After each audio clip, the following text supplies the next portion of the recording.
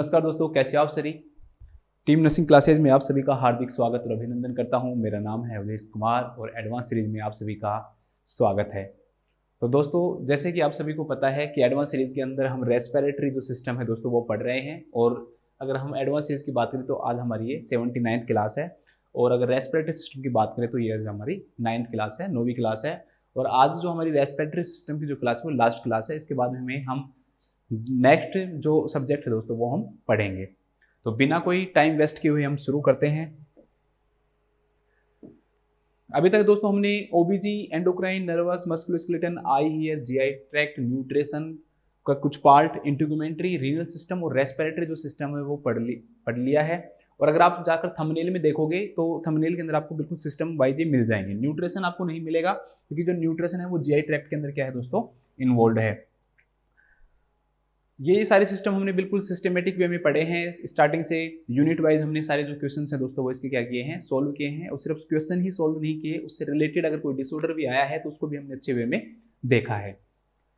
अब हम शुरू करते हैं हमारी आज की क्लास। आज की क्लास में दोस्तों हमारा पहला जो क्वेश्चन आपके सामने वो है ARDS से रिलेटेड, एक्यूट रेस्पिरेटरी डिस्ट्रेस जो सिंड्रोम है दोस्तों उससे रिलेटेड ये डिसऑर्डर है।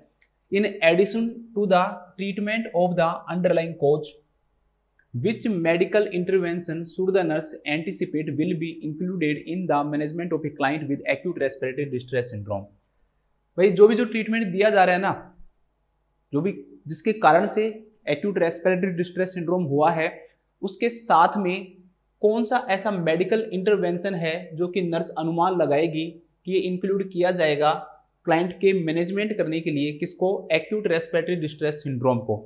मतलब कोई भी क्लाइंट है उसको जो भाई ARDS किस कारण से हुआ वो ट्रीटमेंट तो चल ही रहा है। उस ARDS के ट्रीटमेंट के चलने के अलावा जो नर्स है वो क्या अनुमान लगाएगी कि ARDS के पेशेंट को इनमें से क्या चीज प्रोवाइड की जाएगी ट्रीटमेंट के अलावा। पहला है दोस्तों चेस्ट ट्यूब इंसर्शन दिया जाएगा, अग्रेसिव डायूरेटिक थेरेपी दी जाएगी, एडमिनिस्ट्रेशन ऑफ बीटा ब्लॉकर्स दिया जाएगा, या फिर पॉजिटिव एंड एक्सपायरेटरी जो प्रेशर है दोस्तों वो दिया जाएगा। तो हम बात करते हैं, सबसे पहले ARDS की बात करते हैं हम। अगर हम बात करें दोस्तों ARDS, acute respiratory distress syndrome, तो जिस प्रकार से एक्यूट किडनी इंजरी होती है ना, तो इसी प्रकार से ये एक एक्यूट लंग इंजरी है। मतलब एकदम से क्या होगा दोस्तों, रेस्पिरेटरी जो सिस्टम के जो फंक्शंस हैं वो क्या हो जाएं, डिटोरिएट हो जाएं।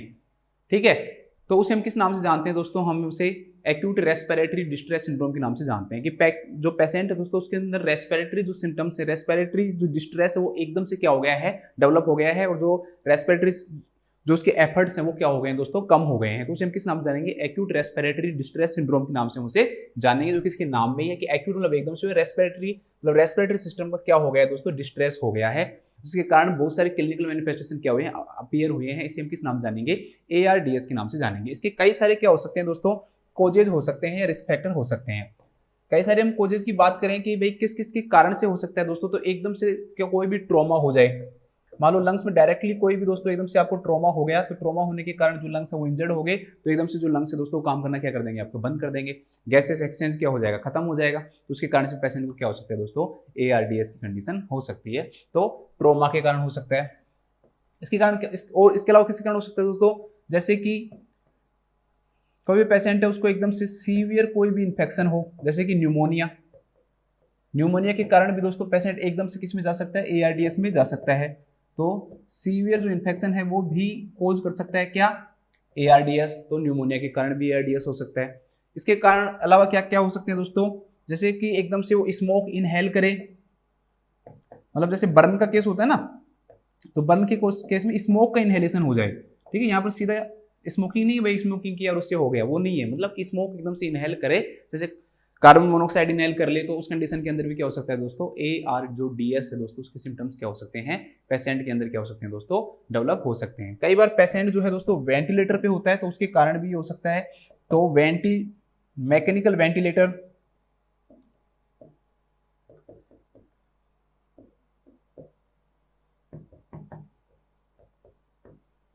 तो मैकेनिकल वेंटिलेटर के कारण भी क्या हो सकता है दोस्तों, एक्यूट रेस्पिरेटरी जो डिस्ट्रेस जो सिंड्रोम है दोस्तों क्लाइंट के अंदर क्या हो सकता है, डेवलप हो सकता है। तो ये कुछ इसके कोजेज हैं जिसके कारण क्या हो सकता है दोस्तों, पेशेंट के अंदर ARDS के जो सिम्टम्स है वो क्या हो सकते हैं, डेवलप हो सकते हैं। एक्यूट रेस्पिरेटरी जो डिस्ट्रेस जो सिंड्रोम है दोस्तों, उसके जो सिम्टम्स है वो पेशेंट में क्या हो सकते हैं, डेवलप हो सकते हैं। और भी बहुत सारे कारण हो सकते हैं, तो इनमें मेन जो कारण है दोस्तों वो मैंने आपको बताए हैं कि जिनके कारण जो पेशेंट है उसके अंदर क्या हो सकता है दोस्तों, एक्यूट रेस्पिरेटरी डिस्ट्रेस सिंड्रोम हो सकता है।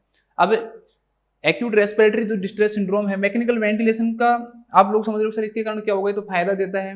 ARDS के जैसे कोई भी पेशेंट है दोस्तों वेंटिलेटर पे है और काफी समय तक क्या हो गया दोस्तों, वो वेंटिलेटर के ऊपर ही रहा, स्पॉन्टेनियस जैसे कि वो कंट्रोल्ड मोड के अंदर रहा।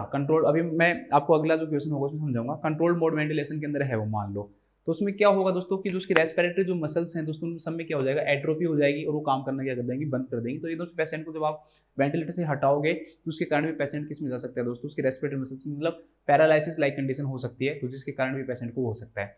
जैसे इसमें अगर आप जोड़ना चाहो, जैसे न्यूरोमस्कुलर इंजरी है या न्यूरोमस्कुलर डिसऑर्डर है, उनके कारण भी हो सकता है, उसमें भी सेम यही कंडीशन हो सकता है। जैसे आपको पता होगा कि रेस्पिरेटरी जो मसल्स है दोस्तों, जिनकी नर्वस सिस्टम से रिलेटेड ऐसे डिसऑर्डर जिनके अंदर क्या हो, रेस्पिरेटरी पैरालिसिस हो, तो उसके कारण भी पेशेंट को अंदर क्या हो सकता है दोस्तों, रेस्पिरेटरी पैरालिसिस होगा तो रेस्पिरेशन नहीं कर पाएगा, तो उसके कारण भी पेशेंट को क्या हो सकता है, ARDS हो सकता है। मैंने आपको कुछ डिसऑर्डर्स में पढ़ाए भी हैं, जैसे कि आपने गुलेन-बियर सिंड्रोम पढ़ा है, GB सिंड्रोम, तो गुलेन-बियर सिंड्रोम है दोस्तों, उसके अंदर भी हो सकता है, या मस्कुलर डिस्ट्रोफी हो,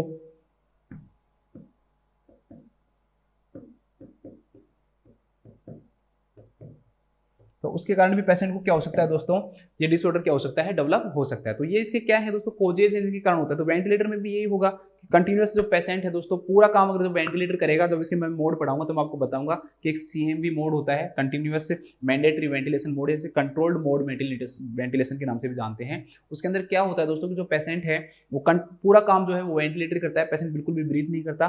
जब पेशेंट लंबे समय तक ऐसी कंडीशन के अंदर रहेगा तो उसकी जो मसल्स उनके अंदर एट्रोफी हो जाएगी, और कब कंटिन्यू जब उसको वेंटिलेटर जब हटाएंगे, उस कंडीशन में हटाने की कोशिश भी करेंगे, तो भी उस कंडीशन के अंदर जो पेशेंट है वो मेंटेन नहीं कर पाता है। ठीक है, तो वो भी इसका कॉज हो सकता है किसका, ARDS का। इसके बाद में हम बात करते हैं नेक्स्ट कि भाई ARDS के अंदर क्या क्या चीजें होंगी। तो एक तो क्या होगा दोस्तों, ARDS के अंदर जो एल्यूलर जो सेल्स है दोस्तों वो क्या होने लग जाती है, डैमेज होने लग जाती हैं। तो damage to the alveolar cell, जैसे कि एल्व्यूलर जो एंडोथीलियम है दोस्तों वो क्या होने लग जाएंगी, डैमेज होने लग जाएंगी। इसके अलावा गैसियस जो एक्सचेंज है वो इंपेयर्ड हो जाएगा,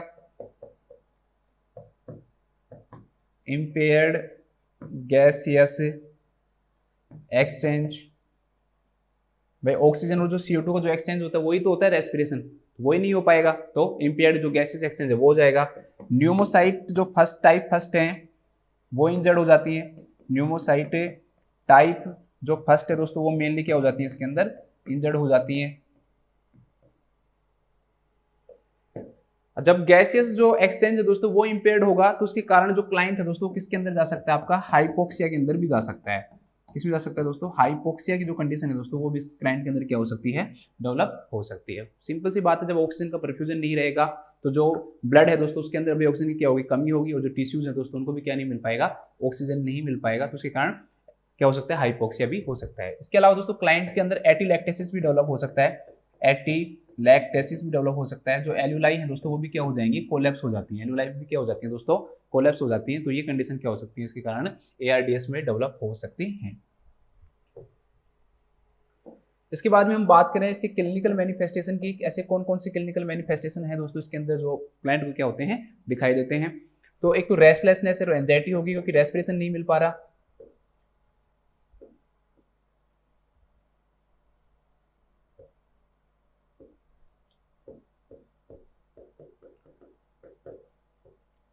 इसके अलावा दोस्तों जो क्लाइंट है उसको सांस लेने में प्रॉब्लम होगी तो डिजनिया डेवलप होगा। जो हार्ट है वो कंपनसेट करने की कोशिश करेगा जिसके कारण क्लाइंट को क्या डेवलप होगा दोस्तों, टैकीकार्डिया डेवलप होगा। जब एक साउंड भी सुनाई देती है दोस्तों जिसे हम ग्रंटिंग साउंड के नाम से जानते हैं, तो ग्रंटिंग जो साउंड है वो भी इसमें सुनाई दे सकती है, या इंटरकोस्टल जो रिट्रैक्शन है वो दिखाई दे सकता है।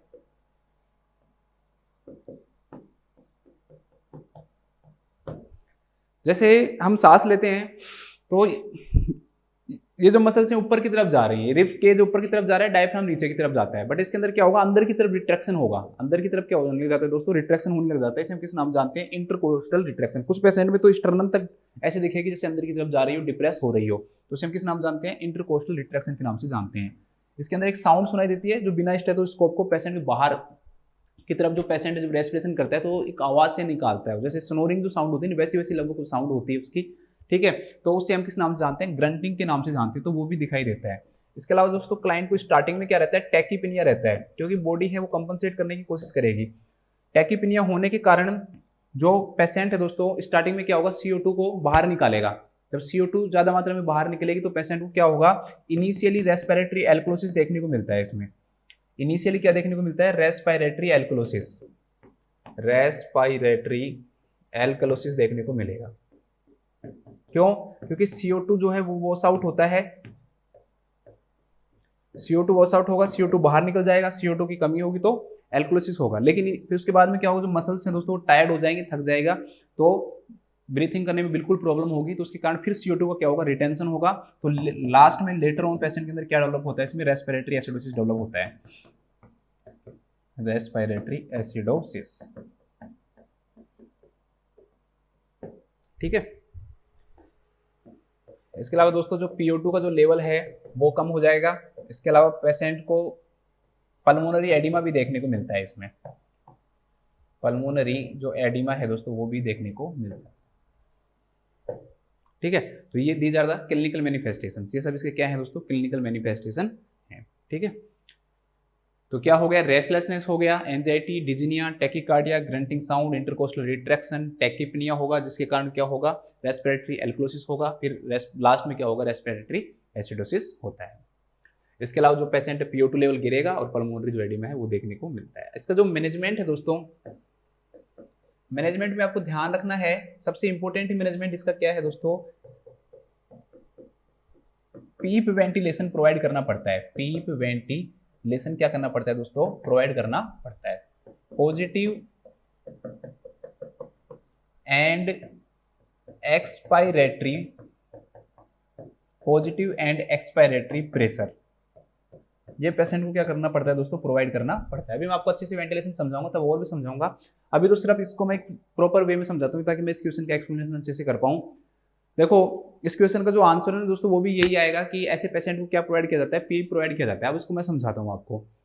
जैसे दोस्तों आप एक गुब्बारा ले लो, एक बैलून लो, उस बैलून को जब आप उसको क्या करने लगोगे, इन्फ्लेट करने लगोगे, फुलाने लगोगे, तो स्टार्टिंग में आपको बहुत ज़्यादा प्रेशर देना पड़ता है। लेकिन जैसे जैसे उसके अंदर गैस भर जाती है ना, तो धीरे धीरे धीरे धीरे धीरे प्रेशर देने की जरूरत क्या हो जाती है दोस्तों, कम होती जाती है।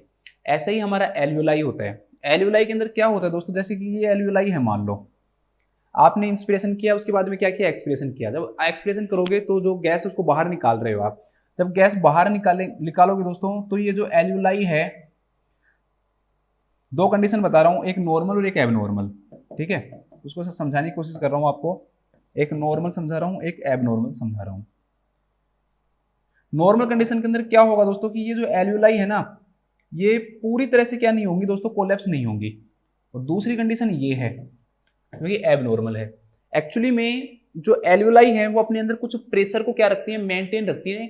सोचो कि एल्वियोलाई है ना इस प्रकार से थी, ठीक है, इस प्रकार से एल्वियोलाई है, और जैसे ही गैस बाहर निकली तो जो एल्वियोलाई है ना दोस्तों थोड़ी सी क्या रहती है, ओपन रहती है, ताकि उनके अंदर क्या रहे दोस्तों, प्रेशर वो क्योर ओपन रहती हैं, ताकि जब इंस्पिरेशन हो तो इजिली क्या हो जाए दोस्तों, इन्फ्लेट हो जाए, ठीक है, उनको ज्यादा दिक्कत नहीं आए, ज्यादा प्रेशर नहीं लगाना पड़े। लेकिन सोचो कि वो एल्वियोलाई अगर कोलैप्स हो जाती, एक दूसरे से मान लो चिपक जाती, तब ऑक्सीजन आती तो उनको बहुत ज्यादा क्या चाहिए दोस्तों, प्रेशर चाहिए।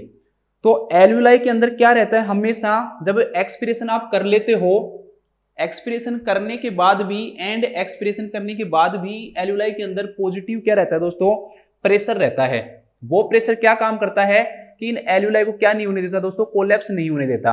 एल्वियोलाई इस प्रकार से हैं, थोड़ी सी क्या रहेंगी, बिल्कुल ऐसे नहीं कि चिपक ही जाएंगी, कोलैप्स नहीं होंगी, कुछ मात्रा में थोड़ी सी फूली हुई रहती हैं, ताकि जब इंस्पिरेशन हो तो अच्छे से इजीली क्या हो जाए दोस्तों, ये इन्फ्लेट हो जाए। जैसे कि मैंने गुब्बारे का एग्जांपल दिया, जैसे मान लो पूरी तरह कोलैप्स हो गया, फिर आप गुब्बारे को फुलाओगे तो फुलाने में क्या आएगा, जोर आएगा।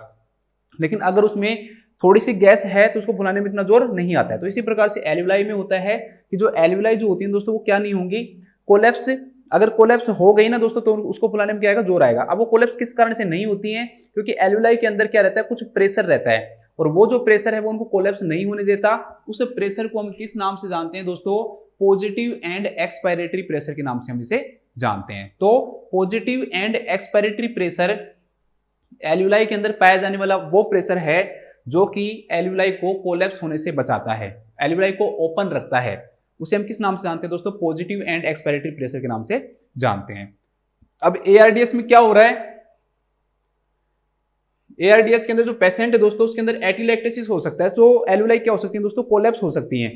तो उसे रोकने के लिए हम क्या करेंगे, बाहर से प्रेशर देंगे। बाहर से क्या देंगे दोस्तों, प्रेशर देंगे। तो बाहर से मतलब किससे देंगे, वेंटिलेटर से देंगे। तो वेंटिलेटर के थ्रू जो एल्यूलाई को जो प्रेशर दिया जाएगा एआरडीएस के अंदर, वो कौन सा प्रेशर दिया जाएगा दोस्तों, वो दिया जाएगा पीईईपी, ठीक है, पॉजिटिव एंड एक्सपायरेटरी प्रेशर या पीप प्रेशर दिया जाता है, पीप वेंटिलेशन दिया जाता है। उससे क्या होगा कि जो एल्यूलाई जो एटिलैक्टेसिस में जा रही है, जो कोलैप्स हो रही है, वो कोलैप्स नहीं होंगी, और जो पर्सन है दोस्तों वो इजीली क्या कर पाए, ब्रीथ कर पाए। तो उस ब्रीथ को बनाने के लिए हम क्या करते हैं, प्रेशर देते हैं। तो इसे हम किस नाम से जानते हैं दोस्तों, पीप वेंटिलेशन के नाम से जानते हैं। इसे हम किस नाम जानते हैं, पीप वेंटिलेशन के नाम से जानते हैं। तो पीप वेंटिलेशन जो है वो एआरडीएस के पेशेंट को दिया जाता है, पीप वेंटिलेशन एआरडीएस के पेशेंट को दिया जाता है। तो ये आपको थोड़ा सा याद रखना है कि इसका जो एक जो मैनेजमेंट होता है दोस्तों एआरडीएस का, वो क्या होता है आपका, पॉजिटिव एंड एक्सपायरेटरी क्या रहता है दोस्तों, प्रेशर रहता है।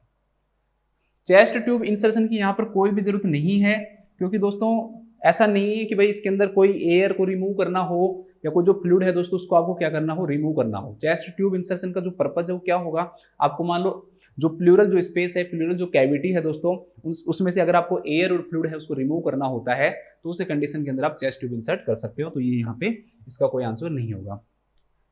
कहते हैं कि ज्यादा डाययूरेटिक देने के कारण या जो बीटा ब्लॉकर है दोस्तों उसको देने के कारण जो पेशेंट है दोस्तों उसके अंदर क्या हो सकता है, हाइपोटेंशन डेवलप हो सकता है। क्या डेवलप हो सकता है, हाइपोटेंशन डेवलप हो सकता है, बीपी कम हो सकता है। इसलिए हम जो पेशेंट है दोस्तों उसको एग्रेसिवली डाययूरेटिक नहीं देते हैं, और जो बीटा ब्लॉकर है दोस्तों उसका जो एडमिनिस्ट्रेशन है वो नहीं करते हैं। तो इसके कारण से ये दोनों ड्रग नहीं दी जाएंगी। तो इसका जो राइट जो आंसर हो जाएगा दोस्तों, पॉजिटिव एंड एक्सपायरेटरी प्रेशर दिया जाता है ताकि जो एल्यूलाई है दोस्तों वो कोलैप्स नहीं हो, ठीक है। इसका राइट आंसर हो जाएगा आपका 4th। तो लिख लो, देखो एआरडीएस के पेशेंट को ट्रीटमेंट में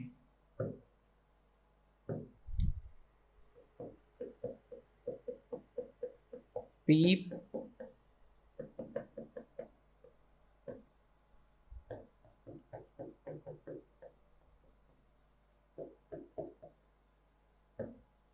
positive end expiratory pressure ventilation दिया जाता है, वेंटिलेशन दिया जाता है।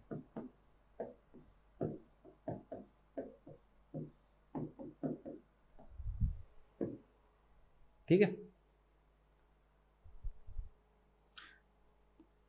इसके बाद देखते हैं हम नेक्स्ट क्वेश्चन।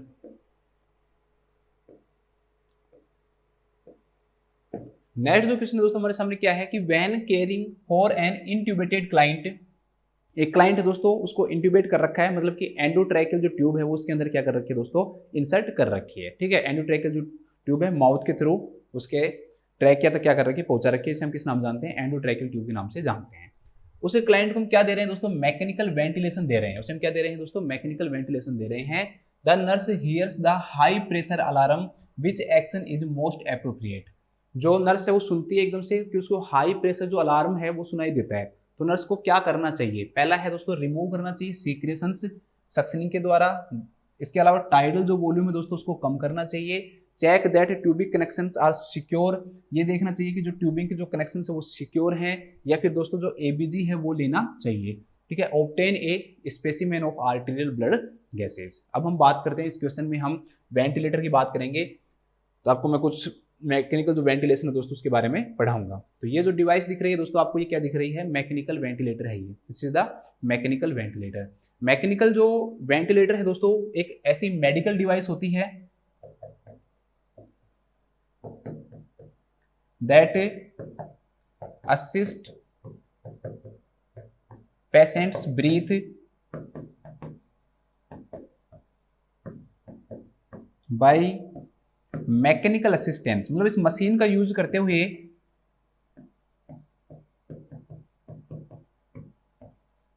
पेशेंट की ब्रीथ को क्या करती है दोस्तों, असिस्ट करती है कि भाई पेशेंट क्या करे, ब्रीथिंग करे। एंड बाय प्रोवाइडिंग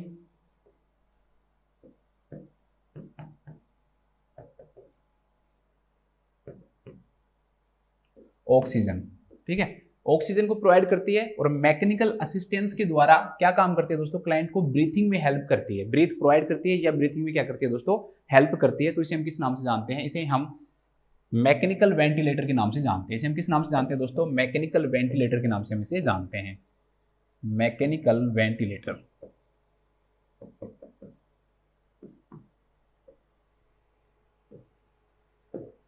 अब मैकेनिकल जो वेंटिलेटर है इसके मेन 3 इंडिकेशन होते हैं। वेंटिलेशन मान लो या वेंटिलेटर, मैकेनिकल वेंटिलेशन देने के या मैकेनिकल वेंटिलेटर का यूज करने के दोस्तों 3 क्या होते हैं, इंडिकेशन होते हैं। ध्यान रखना, बहुत इंपॉर्टेंट क्वेश्चन बनेगा। पहला कि जो जीसीएस जो स्कोर है दोस्तों, ग्लासगो कोमा जो स्केल, ग्लासगो कोमा जो स्कोर है दोस्तों स्केल के अंदर, वो 8 से कम हो जाए, ठीक है, कितने से कम हो जाए दोस्तों, 8 से कम हो जाए। 6, 5 और 4 EVM के नाम से आपने सबने सुना हुआ है, 4, 5, 6 बोलते हैं EVM। Glasgow coma scale sir ने भी पढ़ाया हुआ आपको, मैंने भी एक बार पढ़ाया हुआ है। तो टोटल जो स्कोर जो होता है इसको कितना होता है, 15 होता है। 6, 5, 11, 4, 15, 3 से 15 इसका क्या रहता है दोस्तों, स्कोर रहता है। 3 चीजें इसके अंदर होती हैं, ठीक है। तो ये जो स्कोर अगर 8 से कम हो जाता है दोस्तों, तो भी पेशेंट को किसकी जरूरत पड़ती है, मैकेनिकल वेंटिलेशन जरूरत पड़ती है। तो ये सिंपल आप क्वेश्चन बन जाएगा। दूसरा दोस्तों क्या होगा, रेस्पिरेटरी इनसफिशियंसी, रेस्पिरेटरी इनसफिशियंसी कि जो पेशेंट है क्या तो बिल्कुल ही ब्रीथ नहीं कर पाए या सफिशिएंट ब्रीथिंग नहीं कर पा रहा, कि जो उसके रेस्पिरेटरी जो स्टेटस है दोस्तों उसको क्या कर पाए, मेंटेन कर पाए। तो उस कंडीशन में भी हम क्या कर सकते हैं, वेंटिलेटर का यूज कर सकते हैं। कई सारी कंडीशन आप एग्जाम्पल के रूप में 1-2 लिख लो। रेस्पिरेशन रिलेटेड कोई भी कंडीशन हो सकती है दोस्तों, जैसे रेस्पिरेटरी फेलियर हो गया, रेस्पिरेटरी फेलियर की कंडीशन में भी हम यूज कर सकते हैं। या जैसे दोस्तों एक्यूट रेस्पिरेटरी जो डिस्ट्रेस जो सिंड्रोम है अभी हमने पढ़ा है, उसके अंदर भी हमने इसका क्या किया था दोस्तों, यूज किया था। जैसे कि न्यूरोमस्कुलर डिसऑर्डर, मैंने आपको बताया था कि ARDS उसके कारण भी हो सकता है। तो न्यूरोमस्कुलर जो डिसऑर्डर हैं जैसे गुलाइन-वेयर सिंड्रोम हो गया,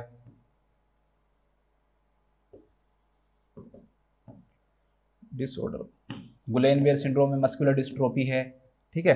तो न्यूरोमस्कुलर जो डिजीज है दोस्तों उसके कारण भी हो सकता है। या फिर पेशेंट जो दोस्तों मान लो रेस्पिरेशन मेंटेन नहीं कर पा रहा हो, कोमा की कंडीशन में हो या कोई ट्रॉमा की कंडीशन हो, तो उन सब के अंदर हम क्या कर सकते हैं, रेस्पिरेटरी इनसफिशिएंसी की कंडीशन में भी हम जो वेंटिलेटर उसका क्या कर सकते हैं, हम यूज कर सकते हैं। थर्ड है दोस्तों कि जो CO2 का जो लेवल है ना दोस्तों, वो बॉडी के अंदर क्या हो जाए, बढ़ जाए। तो CO2 के वॉश आउट करने के लिए, CO2 को बॉडी से बाहर निकालने के लिए भी हम क्या कर सकते हैं दोस्तों, वेंटिलेटर का क्या कर सकते हैं, यूज कर सकते हैं। CO2 को बॉडी से बाहर निकालने के लिए, CO2 को वॉश आउट करवाने के लिए भी हम क्या कर सकते हैं दोस्तों, वेंटिलेटर का क्या कर सकते हैं, यूज कर सकते हैं।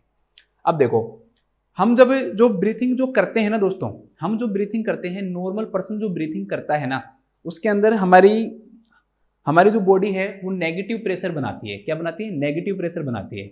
नेगेटिव प्रेशर के कारण ही जो बाहर की जो एयर है दोस्तों वो क्या जाती है, हमारी बॉडी के अंदर जाती है। इसे हम किस नाम जानते हैं, नेगेटिव प्रेशर के नाम से जानते हैं, ठीक है। तो नॉर्मल जो पर्सन है वो कैसे ब्रीथिंग करता है, ब्रीथिंग करने का उसका कारण क्या है, नॉर्मल पर्सन का वो है नेगेटिव प्रेशर, नेगेटिव प्रेशर। तो वेंटिलेटर है ना दोस्तों, 2 प्रकार के होते हैं। वेंटिलेटर जो है वो 2 प्रकार के होते हैं। एक होते हैं दोस्तों negative pressure ventilator, negative pressure ventilator,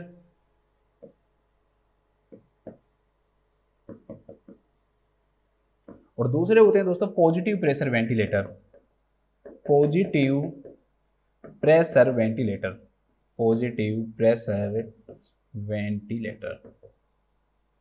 negative pressure जो वेंटिलेटर की सबसे पहले खोज हुई थी दोस्तों, उस समय हम इसका यूज करते थे, ठीक है। एक सिर्फ यहां तक छोड़ के और पूरी बॉडी को क्या कर देते थे दोस्तों, कवर कर देते थे, और फिर बॉडी के जो मसल्स में कोशिश करते थे कि क्या बने दोस्तों, नेगेटिव प्रेशर बने। उसे हम आयरन लंग के नाम से भी जानते थे। इसे हम किस नाम से जानते थे दोस्तों, आयरन लंग के नाम से जानते थे, जो कि आजकल यूज नहीं किया जाता है, जो कि आजकल नेगेटिव प्रेशर जो वेंटिलेटर वो यूज नहीं किए जाते हैं, ठीक है। आजकल जो वेंटिलेटर हम यूज करते हैं दोस्तों, वो कौन से वेंटिलेटर यूज करते हैं, हम पॉजिटिव प्रेशर वेंटिलेटर जो है दोस्तों, वो हम क्या करते हैं, नाउ डेज यूज करते हैं। आज के टाइम में जो वेंटिलेटर हम यूज कर रहे हैं मेनली वो कौन से वेंटिलेटर करते हैं हम, पॉजिटिव जो प्रेशर जो वेंटिलेटर है दोस्तों वो मेनली हम क्या करते हैं यूज करते हैं, नेगेटिव प्रेशर वेंटिलेटर यूज नहीं करते हैं हम। ठीक है, तो अब जो वेंटिलेटर यूज किए जाते हैं वो पॉजिटिव प्रेशर वेंटिलेटर किए जाते हैं। पॉजिटिव प्रेशर वेंटिलेशन का मतलब क्या हुआ दोस्तों कि जो प्रेशर जो है ना, अब हम बाहर से क्या देते हैं दोस्तों, प्रेशर देते हैं। वो प्रेशर जो दे रहे हैं वो कौन सा दे रहे हैं दोस्तों, पॉजिटिव प्रेशर दे रहे हैं। वो क्या दे रहे हैं दोस्तों, पॉजिटिव प्रेशर दे रहे हैं। तो इसे हम इसलिए हम इसे किस नाम जानते हैं, पॉजिटिव प्रेशर वेंटिलेशन के नाम से जानते हैं। हमारी बॉडी है वो नेगेटिव नहीं बना रही है, इसके अंदर कोशिश किया जाता है कि जो बॉडी है वही क्या बनाए, नेगेटिव प्रेशर बनाए ताकि जो गैस हैं जो अंदर जाए, लेकिन इसके अंदर बाहर से ही हम प्रेशर लगा के एयर को क्या करते हैं अंदर डालते हैं। ठीक है, बिना नेगेटिव प्रेशर क्रिएट किए हुए बाहर से हम क्या कर रहे हैं दोस्तों, प्रेशर बना रहे हैं और एयर को क्या कर रहे हैं अंदर इंसर्ट कर रहे हैं, ऑक्सीजन को इंसर्ट कर रहे हैं, उसके लिए प्रेशर बना रहे हैं दोस्तों। इसलिए इसे हम किस नाम जानते हैं, पॉजिटिव प्रेशर जो वेंटिलेटर है उसके नाम से हम इसे जानते हैं। अब मैं इसके बाद में कुछ टर्मिनोलॉजीज कराऊंगा, terminologies related to ventilator, related to ventilator। अगर हम टर्मिनोलॉजीज की बात करें दोस्तों कि वेंटिलेटर के अंदर क्या क्या टर्मिनोलॉजीज हैं तो उनके बारे में सुनो। सबसे पहला है दोस्तों वीटी। अब आप घबराओ मत, वीटी सुनकर, वीटी का मतलब यहां पर होता है दोस्तों टाइडल वॉल्यूम से।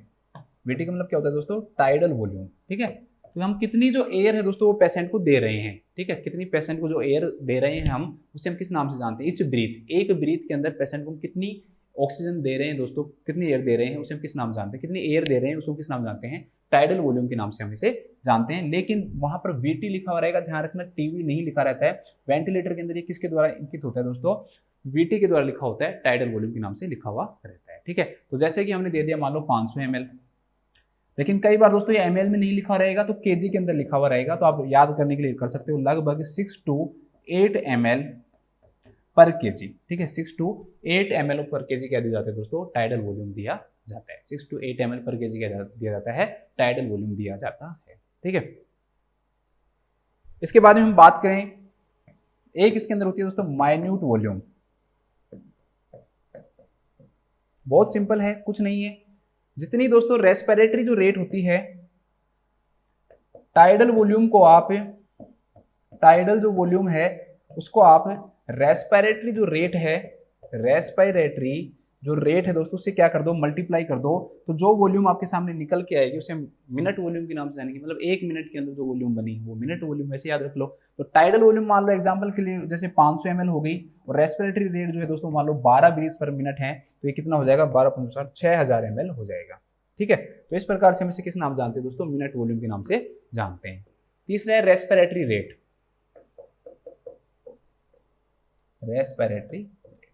रेस्पिरेटरी रेट में इसलिए बता रहा हूं सिर्फ कि वहां पर रेस्पिरेटरी जो रेट है दोस्तों वो फ्रीक्वेंसी भी लिखी हुई हो सकती है। क्या लिखी हुई हो सकती है, फ्रीक्वेंसी या एफ लिखी हुई हो सकती है। तो इसका मतलब भी वहां पर क्या होता है, रेस्पिरेटरी रेट से होता है। तो नॉर्मल लगभग 12 ब्रीथ से स्टार्ट करके हम 20 ब्रीथ तक देते हैं, तो 12 to 20 ब्रीथ्स पर मिनट। इनकी फ्रीक्वेंसी फिक्स सेट कर दी जाती है कि जैसे मान लो कि आप 1 मिनट के अंदर जितनी दे रहे हो, जैसे 1 मिनट के अंदर आप 20 दे रहे हो, तो भाई कितने सेकंड के अंदर कितनी वो ब्रीथ वेंटिलेटर क्या करेगा दोस्तों, खुद क्या करेगा, प्रोवाइड करेगा। ठीक है, एग्जाम्पल के रूप में आप मान लो कि जैसे आप दे रहे हो 20 ब्रीथ दे रहे हो आप। ठीक है, तो 60 सेकंड में आप कितनी ब्रीथ दे रहे हो दोस्तों, आप 60 सेकंड में आप, सॉरी 12 ब्रीथ बोल रहा हूँ मैं, 20 बोल रहा हूँ गलती से, 12 ब्रीथ से आप 12 ब्रीथ दे रहे हो आप। ठीक है, तो 60 सेकंड में आप कितनी ब्रीथ दे रहे हो दोस्तों, आप 60 सेकंड के अंदर आप दे रहे हो 12 ब्रीथ। ठीक है, 60 सेकंड में आप कितनी दे रहे हो, 12 ब्रीथ दे रहे हो। 12 ब्रीथ पर मिनट का मतलब 60 सेकंड में 12 ब्रीथ, तो कितना आ गया दोस्तों, 5। तो 5 का मतलब क्या हो गया, किस फ्रीक्वेंसी से देगा वो हर 5 सेकंड के अंदर वेंटिलेटर क्या काम करेगा, जैसे ही पर्सन को 5 सेकंड होंगे, 5 सेकंड होते ही टाइडल वॉल्यूम दे देगा जितनी आप कहोगे। फिर 5 सेकंड रुकेगा, फिर 5 सेकंड बाद दे देगा, फिर 5 सेकंड रुकेगा, फिर 5 सेकंड में दे देगा, फिर 5 सेकंड रुकेगा, फिर 5 सेकंड में दे देगा। तो ऐसे 1 मिनट के अंदर, एक मिनट के अंदर दोस्तों, सॉरी 12 सेकंड रुकेगा ना, जैसे हाँ सही 5, मतलब कि समझो इसको आप कि भाई 60 सेकंड में दे रहा है और 12 ब्रीथ दे रहा है, तो हर 5 सेकंड के अंदर क्या देगा, वो 1 ब्रीथ देगा। जैसे पहली सेकंड हुई तो 1 ब्रीथ दे दी, फिर 5 सेकंड बाद देगा, फिर 1 ब्रीथ दे देगा, फिर उसके बाद 5 सेकंड होंगी दोस्तों, फिर 1 ब्रीथ दे देगा, फिर 5 सेकंड होंगी दोस्तों, फिर एक ब्रीथ दे देगा। तो हर 5 सेकंड के अंदर, ठीक है, कितनी, हर 5 सेकंड के अंदर वो क्या देता रहेगा, एक ब्रीथ देता रहेगा। हर 5 सेकंड में वो एक ब्रीथ देता रहेगा। तो इस प्रकार से दोस्तों टोटल जो 60 सेकंड जब होंगी तो उसमें वो कितनी ब्रीथ दे देगा, आपको टोटल 12 ब्रीथ दे देगा। ठीक है, मेरी मैथ थोड़ी सी कमजोर है शायद, इसलिए मैं हो गया था। तो ऐसे मान सकते हो, जीरो से लोगे तो आप जीरो से इसको ज्यादा काउंट करोगे ज्यादा अच्छा रहेगा। जैसे 0 पे दे दिया, फिर 5 पे दे दिया, फिर 10 पे दे दिया, फिर 15 पे दे दिया, तो ऐसे ज्यादा सही रहेगा। तो इस प्रकार से दोस्तों 1 मिनट के अंदर वो क्या दे देगा, 12 ब्रीथ दे देगा। लेकिन जो टाइम है दोस्तों क्या रहेगा, जैसे फिक्स रहेगा कि भाई हर कितनी सेकंड के अंदर उसे देना। तो 0, 5, 10, 15, 20, 25, 30, 35, 40, 45, 50, 55 और 60। तो इस प्रकार से वो टोटल कितनी ब्रीथ देगा, 12 ब्रीथ आपको देगा। तो ठीक है, समझ गए होंगे कि हर 5-5 सेकंड के अंदर अकॉर्डिंग देगा। तो वो फ्रीक्वेंसी इसलिए इंपॉर्टेंट होती है। जैसे रेस्पिरेटरी रेट आप जितनी करोगे उस हिसाब से वो क्या होती रहेगी दोस्तों, चेंज होती रहेगी। जैसे आपने 20 कर दी, एग्जाम्पल के रूप में समझ लो, क्योंकि हो सकता है यहाँ पर आप मेरी तरह आप भी कंफ्यूज हो गए हो। तो क्योंकि मैं है ना कंसेप्ट पढ़ता हूँ, मैं रट के नहीं आता कि भाई क्या है, तो मैथ मैं यहीं पे लगाता हूँ आके, याद करके नहीं आता कि भाई इतने मिनट सेकंड है। अब देखो, जैसे कि मान लो दोस्तों कि आपको कितनी ब्रीथ देनी है, आपको देनी है 20 ब्रीथ। तो 60 सेकंड में आप कितनी ब्रीथ दोगे दोस्तों, 20 दोगे। तो 20 दिए 60। अब ये हर 3 सेकंड के अंदर क्या देता रहेगा दोस्तों, एक ब्रीथ देता रहेगा। हर 3 सेकंड में क्या देता रहेगा दोस्तों, एक ब्रीथ देता रहेगा। जब हर एक 3 सेकंड में एक ब्रीथ देगा तो ये कितनी ब्रीथ दे देगा, 1 मिनट के अंदर आपको 20 ब्रीथ प्रोवाइड कर देता है। ठीक है, इसके बाद रेस्पिरेटरी रेट के बाद नेक्स्ट आता है दोस्तों FiO2। तो मैंने आपको पहले भी अच्छे से समझाया हुआ है, ऑक्सीजन डिलीवरी जो सिस्टम पढ़ाया था, जब मैंने आपको अच्छे से समझाया था कि FiO2 है, उसका क्या मीनिंग होता है। ठीक है, तो ये fraction of the inspired oxygen है कि भाई जो एयर होती है दोस्तों, उसके अंदर कई सारी जो गैसेज है वो क्या होती है, मिली हुई रहती है। तो उसमें ऑक्सीजन की कितनी % होती है, तो आप जानते हो दोस्तों कितनी % होती है, वो 21% होती है। तो मतलब जो पर्सन है ना, वो बिना किसी ऑक्सीजन डिलीवरी सिस्टम के, मतलब बिना मास्क यूज किए हुए, बिना वेंटिलेटर यूज किए हुए आप 21% के लेते हो दोस्तों, ऑक्सीजन लेते हो। तो उसे हम किस नाम से जानते हैं, FiO2 के नाम से जानते हैं। कई बार ये परसेंटेज में नहीं लिखी होती, सीधा लिखा हुआ रहता है, तो उस समय आप इसमें 100 का भाग दे दिया करो। तो जैसे 100 का भाग दोगे तो कितना हो जाएगा, 0.21। तो 0.21 भी अगर लिखा हुआ है ना FiO2, तो 0.21 का मतलब भी क्या होगा दोस्तों कि 21% है ये। अगर परसेंट में लिखा हुआ तो ऐसे लिखा हुआ 21%। ठीक है, तो इससे भी आप कंफ्यूज मत होना। तो वेंटिलेटर के अंदर हम 40% से लगभग स्टार्ट करते हैं, 40% से लेकर और लगभग दोस्तों 100% तक क्या दे सकते हैं, हम ऑक्सीजन दे सकते हैं। तो ऑक्सीजन की कंसंट्रेशन जो है 40% से लेकर कितने तक रहती है दोस्तों, 100% तक रहती है। ठीक है, तो 40% मतलब कि जो भी एयर है उसमें से ऑक्सीजन की जो अमाउंट है वो कितनी है, 40% है। 100% है मतलब 100% तक उसमें क्या है दोस्तों, ऑक्सीजन की अमाउंट है। तो इसे हम किस नाम से जानते हैं दोस्तों, FiO2 के नाम से हम इसे जानते हैं। ठीक है, इसके अलावा दोस्तों एक आता है इसके अंदर पीप। तो पीप मैंने आपको अभी समझाया है, just positive end expiratory pressure है कि जो एल्यूलाई है दोस्तों उनको ओपन रखने के लिए जो प्रेशर चाहिएगा उसे हम किस नाम से जानते हैं दोस्तों, पॉजिटिव एंड एक्सपायरेटरी प्रेशर के नाम से जानते हैं। इसे हम किस नाम से जानते हैं दोस्तों, पॉजिटिव एंड एक्सपायरेटरी प्रेशर के नाम से इसे जानते हैं, जो कि एल्यूलाई को क्या रखता है दोस्तों, ओपन रखता है। तो ये प्रेशर जो है दोस्तों वो क्या कहलाता है, पीप कहलाता है, पॉजिटिव एंड एक्सपायरेटरी प्रेशर कहलाता है। तो लगभग 5 सेंटीमीटर ये रखते हैं। ठीक है, 5 सेंटीमीटर ऑफ H2O हम क्या रखते हैं दोस्तों, पीप को रखते हैं। पॉजिटिव एंड एक्सपायरेटरी जो प्रेशर है वो लगभग कितना रखा जाता है दोस्तों, 5 सेंटीमीटर ऑफ H2O हम क्या रखते हैं, पीप को रखते हैं। ठीक है, इसके अलावा दोस्तों जैसे PaO2, तो PaO2 तो आपको सब पता ही होगा कि जो partial pressure of the oxygen है आर्टीरियल ब्लड के अंदर, उसे हम किस नाम से जानते हैं दोस्तों, PaO2 के नाम से हम जानते हैं। तो पेशेंट वेंटिलेटर पे तो ऐसे तो हम कहेंगे कि नहीं 80 से 100% हो, तो भी हम कोशिश करते हैं दोस्तों कि कम से कम ये कितने से ज़्यादा हो दोस्तों, 60 mm ऑफ Hg से तो क्या हो, ज़्यादा हो ही हो। मोर देन कम से कम कितना हो, 60 mm ऑफ Hg से तो ये क्या रहना चाहिए दोस्तों, ज़्यादा रहना ही चाहिए। और SpO2 में भी हम कोशिश करते हैं, जैसे हम भाई हमारा तो 95 to 100% है, लेकिन यहाँ पर हम कोशिश करेंगे कि कम से कम 90% से तो ज़्यादा क्या रहनी चाहिए दोस्तों, ऑक्सीजन रहनी चाहिए। मोर देन 90% रहनी चाहिए। और जो PaO2 है वो क्या है, 60 mm ऑफ Hg से क्या रहनी चाहिए, ज़्यादा रहनी चाहिए। अब इसको मेंटेन रखने के लिए हम किसको करेंगे मेंटेन, FiO2 को मेंटेन करेंगे। क्या करेंगे, FiO2 को मेंटेन करेंगे। जैसे मान लो FiO2 आपने 40 कर रखा था, 40% जब FiO2 किया और आपको लगा कि भाई ये कम आ रहा है, 40% आ रहा है, 30% आ रहा है, या फिर ये 90% से कम आ रहा है, तो फिर हम क्या करेंगे दोस्तों, जो FiO2 है उसको क्या कर देंगे, हम इंक्रीज कर देते हैं। FiO2 को क्या कर देते हैं, इंक्रीज कर देते हैं। ठीक है, तो इस प्रकार से हम उसको क्या करते हैं, मेंटेन रखते हैं। इसके अलावा वेंटिलेटर के अंदर एक होती है दोस्तों, 2 प्रकार के वेंटिलेटर के अंदर साइकिल पाए जाते हैं। ठीक है, आजकल नए वेंटिलेटर आए हैं, और भी हैं, लेकिन आपके लिए मेन दो ही हैं। दो प्रकार के दोस्तों वेंटिलेटर के अंदर क्या पाए जाते हैं, साइकिल पाए जाते हैं। एक होता है दोस्तों वॉल्यूम साइकिल, वॉल्यूम साइकिल, और एक होता है दोस्तों प्रेशर साइकिल। एक वॉल्यूम साइकिल होता है और एक क्या होता है दोस्तों, प्रेशर साइकिल। वॉल्यूम साइकिल या प्रेशर साइकिल का मीनिंग ये हुआ कि आप वेंटिलेटर के अंदर एक चीज डिसाइड कर सकते हो। वेंटिलेटर के अंदर क्या चीज डिसाइड कर सकते हो दोस्तों, एक चीज डिसाइड कर सकते हो। क्या तो आप वॉल्यूम को डिसाइड कर लो कि भाई कितनी वॉल्यूम देना चाहते हो आप पर ब्रीथ, मतलब कि जैसे कि टाइडल वॉल्यूम है, या फिर आप दोस्तों जो प्रेशर है ना उसको मेंटेन रख लो कि भाई किस प्रेशर से आप क्या देना चाह रहे हो दोस्तों, ऑक्सीजन देना चाह रहे हो, किस प्रेशर से आप ऑक्सीजन देना चाह रहे हो, तो उसको मेंटेन रख लो। तो दोस्तों इन दोनों में से एक ही चीज को मेंटेन रखा जाता है। तो सिंपल सी बात है भाई, वॉल्यूम साइकिल जो है इसके अंदर हम किसको मेंटेन रखेंगे दोस्तों, वॉल्यूम को। हम डाल देंगे कि भाई टाइडल जो वॉल्यूम है वो आप प्रोवाइड करो 6 ml पर kg के अकॉर्डिंग, या एग्जांपल के रूप में समझो कि आप 500 ml करो, कितना करो, 500 ml करो। अब ये है ना दोस्तों, हर ब्रीथ के साथ आपको 500 ml तो देगा। अब उसके लिए इसे जितना भी प्रेशर चाहिए, जितना भी प्रेशर चाहिए उतना क्या करेगा दोस्तों, ये प्रेशर अप्लाई करेगा। उतना क्या करेगा दोस्तों, ये प्रेशर अप्लाई करेगा। तो इसे हम किस नाम से जानते हैं, वॉल्यूम साइकिल के नाम से जानते हैं। इसे किस नाम जानते हैं दोस्तों, वॉल्यूम साइकिल के नाम से हम इसे जानते हैं। बात आई दोस्तों प्रेशर की। अब आप इसके अंदर क्या कर दो, वेंटिलेटर के अंदर प्रेशर डाल दो कि भाई इतना प्रेशर इसके अंदर होना चाहिए, ठीक है। आपने प्रेशर डाल दिया।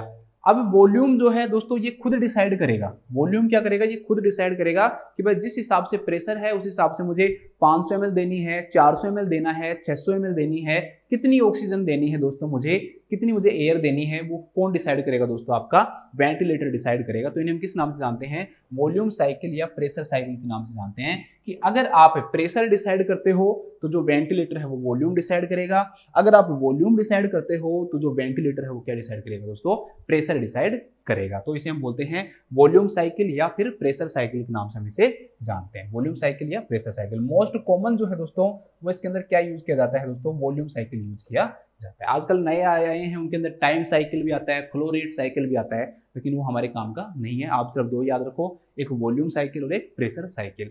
अब एग्जामिनर ज्यादा से ज्यादा किस पे चीज पे जा सकता है, क्वेश्चन पे। क्वेश्चन में दोस्तों एग्जामिनर ज्यादा से ज्यादा अगर जाएगा तो वो इस पे जाएगा कि वो आपको जो वेंटिलेटर की जो मॉनिटर है ना, जो मॉनिटर जो स्क्रीन जो आ रही है वो दे देगा, और वो ये देकर ये पूछेगा कि बताओ ये वॉल्यूम साइकिल है या फिर दोस्तों प्रेशर साइकिल है, ठीक है। वॉल्यूम साइकिल है या क्या है दोस्तों, ये प्रेशर साइकिल है, वो देगा। तो आपको तीन चीजें दिखाई देंगे, एक ऊपर, एक बीच में और एक यहाँ पे, ठीक है। तो जो ऊपर जो होगा ना दोस्तों वो होता है प्रेशर, वो क्या होता है दोस्तों, प्रेशर होता है। बीच में जो होता है वो फ्लो रेट होती है, वो क्या होती है, फ्लो रेट। और नीचे जो होती है दोस्तों वो होती है आपकी वॉल्यूम, वो क्या होती है आपकी वॉल्यूम होती है, ठीक है। वो क्या होती है, वॉल्यूम। भाई 500 ml, 400 ml, 300 ml जितना भी है हर ब्रीथ के साथ में वो दे रहा है, ठीक है। अब आपको ये ग्राफ देख के ये पता लगाना है कि भाई ये प्रेशर साइकिल है या वॉल्यूम साइकिल है। तो इसमें मेन जो चीज आपको देखनी है ना दोस्तों, अगर आपको ये समझना है कि भाई प्रेशर साइकिल है वॉल्यूम साइकिल, तो प्रेशर पे ध्यान दो। आप किस पे ध्यान दो दोस्तों, प्रेशर पे ध्यान दो। अगर मॉनिटर के अंदर आपको ये दिखाई दे कि जो प्रेशर है ना दोस्तों वो इस प्रकार से बढ़ रहा है, पहले बढ़ेगा फिर कुछ समय के लिए रुकता है, इसे प्लेटू बोलते हैं, या पीक पे जाएगा फिर कुछ समय के लिए रुकेगा और फिर वापस से क्या आता है दोस्तों, नीचे आता है, ठीक है। ये पीक पे गया, फिर एक कुछ समय रुका, इसे प्लेटू बोलेंगे, फिर वापस से नीचे आएगा, फिर इसी प्रकार से आगे। लेकिन इसका मतलब क्या हुआ दोस्तों कि जो प्रेशर है ना वो क्या हो रहा है दोस्तों, चेंज हो रहा है। इस क्वेश्चन में आप देख सकते हो कि प्रेशर क्या हो रहा है दोस्तों, चेंज हो रहा है। क्योंकि वॉल्यूम तो आपको उसमें एक जैसी दिखाई देगी, क्योंकि वॉल्यूम तो इस प्रकार से बढ़ रही है, कम ज्यादा हो सकती है, वो दिखाई दे भी सकती है या नहीं भी दे सकती, कम ज्यादा, क्योंकि पेशेंट में बहुत कम ऐसे चांसेस होते हैं कि जो वॉल्यूम उसको क्या करेगा, चेंज करता है। हाँ चेंज कर सकता है, मैंने आपको कहा था हर ब्रीथ के साथ कंट्रोल। अगर आप प्रेशर साइकिल है तो जो कंट्रोल है दोस्तों वो वॉल्यूम पे करेगा, और अगर वॉल्यूम साइकिल है तो किस पे कंट्रोल करेगा, प्रेशर पे करेगा। अब यहाँ पर आपको देख रहे हैं दोस्तों जो प्रेशर है ना वो बढ़ रहा है, फिर कम हो रहा है, फिर कम हो रहा है। तो इस प्रकार से जो ग्राफ है ना वो बन रहा है दोस्तों। तो इसे हम किस नाम से जानेंगे कि जो प्रेशर है वो चेंज हो रहा है। अब एक बताओ, अगर प्रेशर चेंज हो रहा है तो क्या चीज नहीं चेंज हो रही, तो आपको सर वॉल्यूम चेंज नहीं हो रही। भाई वॉल्यूम चेंज नहीं हो रही तो इसे हम किस नाम से जानेंगे दोस्तों, वॉल्यूम साइकिल के नाम से जानेंगे, या वॉल्यूम कंट्रोल भी लिखा हुआ सकता है या वॉल्यूम साइकिल भी लिखा हुआ आ सकता है। तो एग्जाम पे ज्यादा से ज्यादा बस यहाँ क्वेश्चन दे देगा, जबकि ऐसे क्वेश्चन दोस्तों नीट पीजी के अंदर पूछे जाते हैं। शायद आपको तो ऐसे क्वेश्चन कभी वो पूछेगा भी नहीं, ठीक है, लेकिन मैक्सिमम लेवल है दोस्तों वो यहाँ तक ही पूछ सकता है। तो ऐसे वॉल्यूम साइकिल कहलाएगा। अब देखो दूसरा एग्जांपल दूंगा तब आपको समझ में आ जाएगा। ये है दोस्तों प्रेशर साइकिल या प्रेशर कंट्रोल। प्रेशर साइकिल में क्या होगा, देखो यहाँ पर ये प्रेशर है, ठीक है, ये फ्लो रेट है और ये आपका वॉल्यूम है। अब प्रेशर आपको देखो उस प्रकार, उसमें कैसे दिखाई दे रहा था, प्रेशर इस प्रकार से जाके फिर रुक के और फिर नीचे आ रहा था, फिर ऐसे जा रहा था, फिर रुक रहा था, फिर नीचे आ रहा था। लेकिन यहाँ पर आपको जो प्रेशर है ना वो दिखाई दे रहा होगा कि वो कांस्टेंट है, इस प्रकार से बिल्कुल कांस्टेंट प्रेशर है। देखो तो इसका मतलब दोस्तों जो प्रेशर है ना वो क्या है, कांस्टेंट, मतलब प्रेशर कंट्रोल कर रहे हैं हम। किसको कंट्रोल कर रहे हैं दोस्तों, हम प्रेशर को कंट्रोल कर रहे हैं। तो जो वॉल्यूम है वो तो अपने आप क्या होती रहेगी दोस्तों, चेंज होती रहेगी। ठीक है, वो अपने आप क्या होती रहेगी दोस्तों, चेंज होती रहेगी। इसलिए मैं बता रहा हूं आपको कि थोड़ा सा वॉल्यूम जो है उसको देख के पता नहीं चलेगा। मेन जो स्क्रीन में आप देखोगे ना वो किसको देखोगे, आप प्रेशर को देखोगे। तो प्रेशर अगर आपको इस प्रकार से दिखाई दे तो आप समझ जाना कि ये क्या है दोस्तों, प्रेशर कांस्टेंट है, मतलब प्रेशर साइकिल है। और अगर प्रेशर इस प्रकार का दिखाई दे कि भाई चेंज हो रहा है, प्रेशर अगर दोस्तों चेंज हो रहा है तो इसका मतलब ये क्या है दोस्तों, वॉल्यूम साइकिल है। प्रेशर वेंटिलेटर खुद चेंज कर रहा है, प्रेशर वेंटिलेटर क्या कर रहा है, खुद चेंज कर रहा है। और वॉल्यूम को हमने क्या किया, डिसाइड किया कि भाई इतनी वॉल्यूम दो इसको। ठीक है, तो इस प्रकार से दो साइकिल होते हैं, एक प्रेशर साइकिल होता है, एक क्या होता है दोस्तों, वॉल्यूम साइकिल होता है। इसके बाद में हम बात करते हैं दोस्तों, एक ट्रिगर होता है। ठीक है, वेंटिलेटर के अंदर फिर एक चीज और बता देता हूं, चलो आपको मैं, ट्रिगर प्रेशर और होता है एक। कुछ ऐसे मोड होते हैं, आगे आएंगे दोस्तों, जैसे आपका SIMB मोड होता है एक। ठीक है, जैसे क्या है, SIMB मोड है, या फिर एक आपका आता है दोस्तों असिस्ट कंट्रोल मोड आता है, ACMV, assist control mechanical ventilation mode. आगे मैं बात करूंगा इनकी। ठीक है, एक मोड होता है SIMV। इन दोनों मोड के अंदर क्या है कि भाई आप ये जो पेशेंट है ना वो क्या कर रहा है दोस्तों, ट्रिगर कर रहा है। पेशेंट रेस्पिरेशन को क्या करता है, जैसे पेशेंट है मान लो, तो जो आप ये चीज सोचो दोस्तों कि वेंटिलेटर है ना वो क्या दे रहा है, ब्रीथ करने वाले पेशेंट को क्या कर रहा है, कोशिश कर रहा है। लेकिन पेशेंट भी खुद भी तो क्या कर सकता है दोस्तों, कोशिश कर सकता है ना। तो जो पेशेंट है दोस्तों वो खुद भी क्या कर सकता है, कोशिश कर सकता है। तो पेशेंट जो प्रेशर जनरेट करेगा वो कौन सा होगा, नेगेटिव प्रेशर होगा। वो क्या होगा दोस्तों, नेगेटिव प्रेशर। मैंने बताया था कि हम नॉर्मली जो इंस्पिरेशन लेते हैं उसमें कौन सा प्रेशर होता है, नेगेटिव प्रेशर होता है, क्योंकि पेशेंट नॉर्मली भी बीच में क्या करेगा, इंस्पिरेशन करेगा।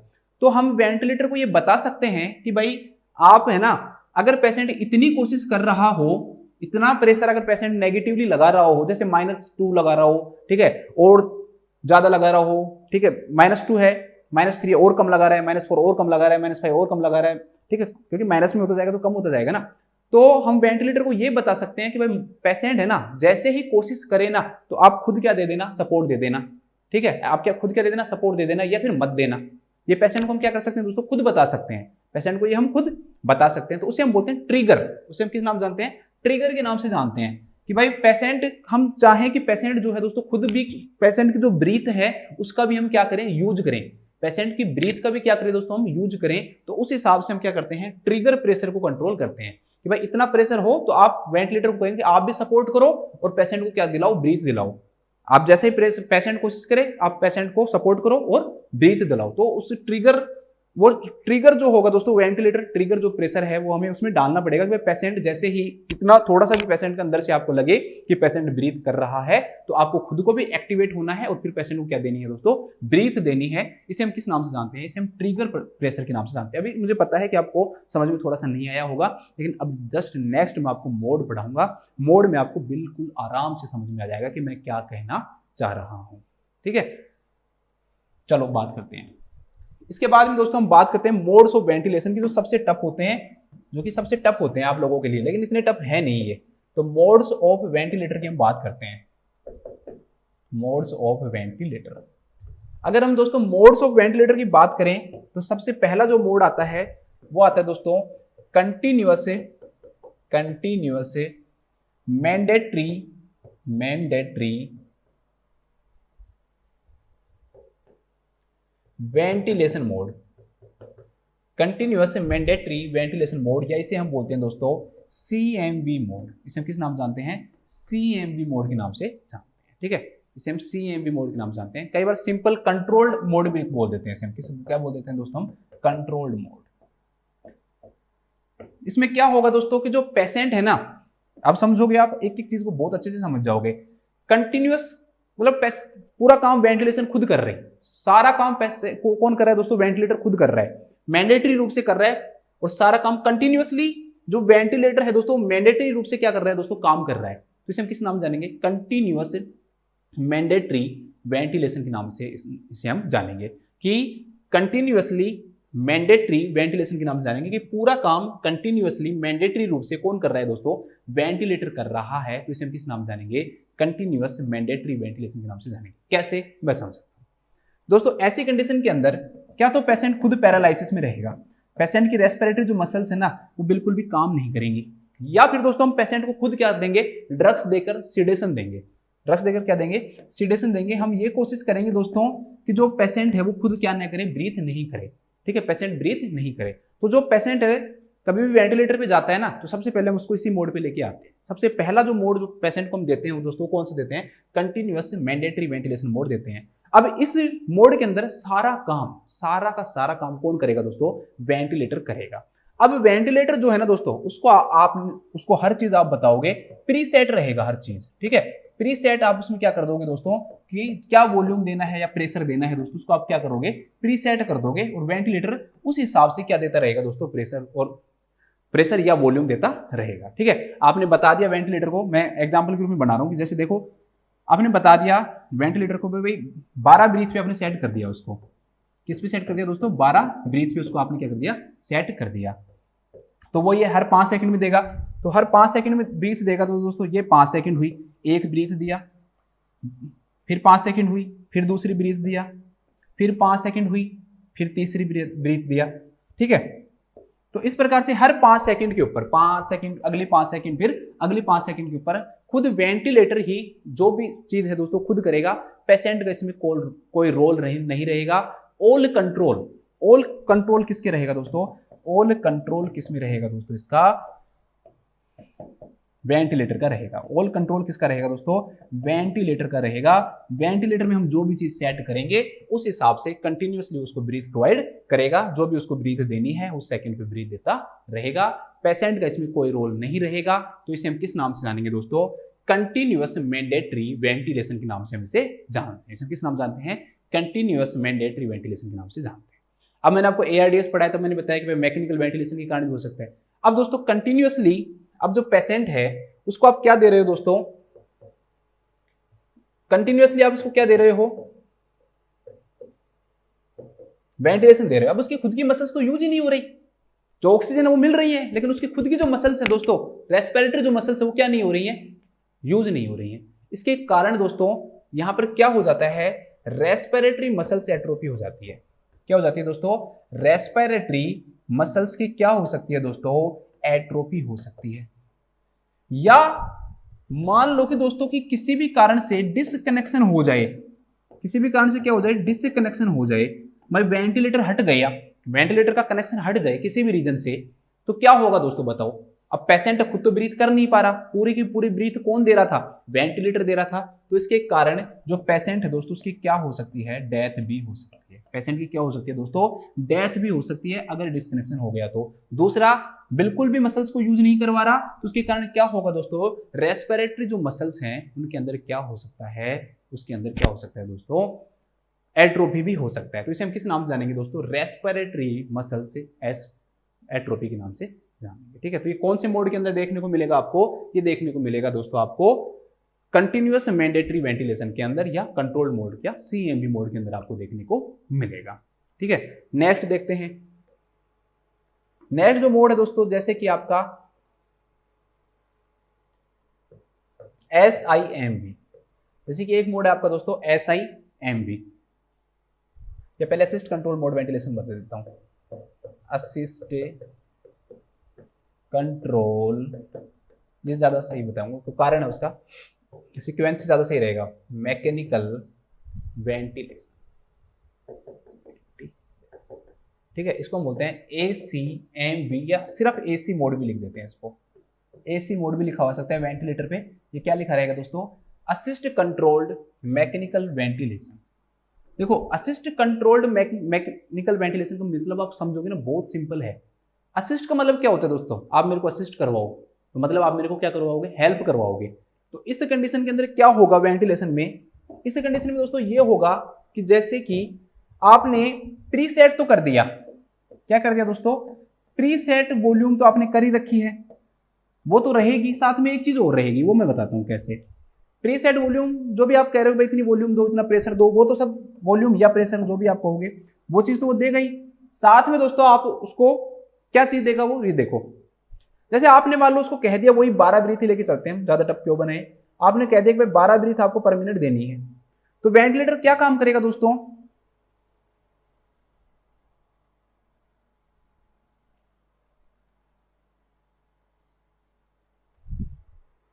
हर 5 सेकंड पे वेंटिलेटर क्या देता रहेगा, ब्रीथ देता रहेगा। हर 5 सेकंड में क्या देता रहेगा दोस्तों, वेंटिलेटर ब्रीथ देता रहेगा, ये देता रहा है ब्रीथ। आपको सर ये तो असिस्ट कंट्रोल कैसे हो गया, तो कंट्रोल्ड हो गया, कंट्रोल मैंडेटरी हो गया, ऐसा नहीं है। देखो मैं समझाता हूं। अब क्या होगा दोस्तों कि इसके अंदर हम ट्रिगर प्रेशर डालेंगे, सेंसेशन डालेंगे भाई कि जो पेशेंट है अगर खुद भी ट्रिगर करे ब्रीथ को, मैंने कहा था ना ट्रिगर प्रेशर काम का है, यहां काम आएगा, अब आपको समझ में आ जाएगा।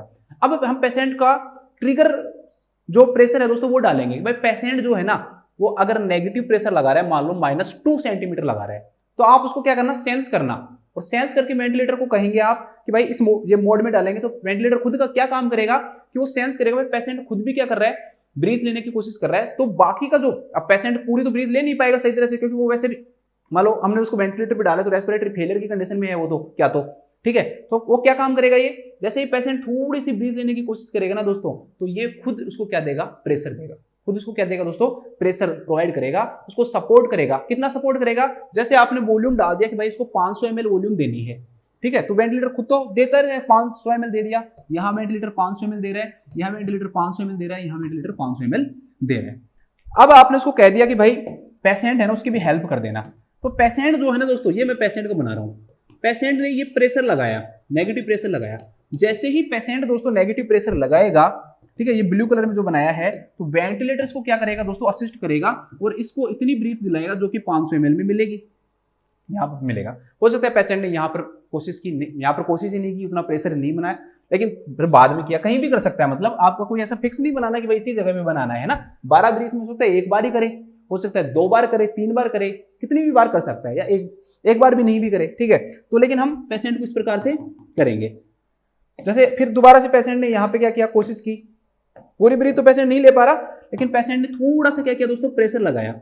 अब पेशेंट ने दोस्तों थोड़ा सा क्या लगाया, प्रेशर लगाया, तो हम वेंटिलेटर को जब इस मोड में डालेंगे तो वेंटिलेटर इसको क्या करेगा, असिस्ट करेगा, और असिस्ट करके दोस्तों इसको यहां तक क्या करके आएगा, लेके आएगा, और इसको 500 ml क्या दिलवाएगा दोस्तों, ब्रीथ दिलवाएगा, उससे ज्यादा नहीं दिलवाएगा, जितना आप सेट करोगे उतना दिलवाएगा। तो इसे हम किस नाम से जानेंगे, असिस्ट कंट्रोल्ड मैकेनिकल वेंटिलेशन के नाम से जानेंगे, कि वेंटिलेटर पेशेंट की ब्रीथ को भी क्या कर रहा है दोस्तों, यहाँ पे असिस्ट कर रहा है। अब इसका क्या है, एक नुकसान है, इसका क्या नुकसान है दोस्तों, इसका ये नुकसान है कि भाई आपने तो मान लो 12 ब्रीथ डाल दी, आपने तो डाल दिया भाई इतना टाइडल वॉल्यूम है, लेकिन दोस्तों जो पेशेंट है ना वो मान लो कि ज्यादा ब्रीथ ले रहा है, तो ज्यादा ब्रीथ लेने के कारण वेंटिलेटर खुद भी उसको सपोर्ट कर रहा है। तो अगर आप 1 मिनट के अंदर मिनट वॉल्यूम निकालोगे, या फिर आप निकालोगे भाई 1 मिनट तक जो टाइडल वॉल्यूम रहेगी, उसे टाइडल वॉल्यूम में क्या होगा दोस्तों, जो ऑक्सीजन की जो अमाउंट है जो बॉडी के अंदर जा रही है वो क्या होगी, ज्यादा होगी ना। क्यों, क्योंकि वेंटिलेटर खुद भी यहां तो 500 ml दे रहा था, यहां 500 ml दे रहा था, लेकिन यहां भी 500 ml दे रहा है, फिर यहां 500 ml दोबारा से दे रहा है। अब पेशेंट ने अगर ज्यादा कर लिया कोशिश, तो ज्यादा बार मान लो पेशेंट एफर्ट डाल रहा है, उसके कारण क्या होगा, ज्यादा ऑक्सीजन अंदर जाएगी, तो उसके कारण जो पेशेंट है दोस्तों उसके अंदर क्या होगा,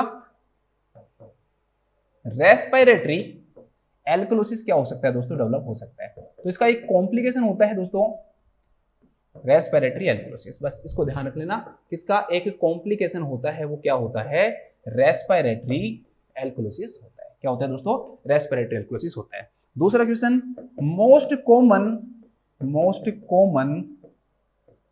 non invasive ventilator mode, non invasive ventilator mode. अब आप समझ रहे होंगे कुछ बच्चे की यार सर ये इनवेजिव कहां से आ गया, नॉन इनवेजिव, तो ये बिल्कुल सिंपल है, मैं आपको बाद में समझा भी दूंगा। बस सिंपल सी बात है दोस्तों कि अगर ईटी ट्यूब डली हुई है या ट्रैकियोस्टोमी ट्यूब डली हुई है, तो उन सभी वेंटिलेटर को हम किस नाम से जानेंगे दोस्तों, उन्हें हम इनवेजिव के नाम से जानेंगे, ठीक है, और invasive,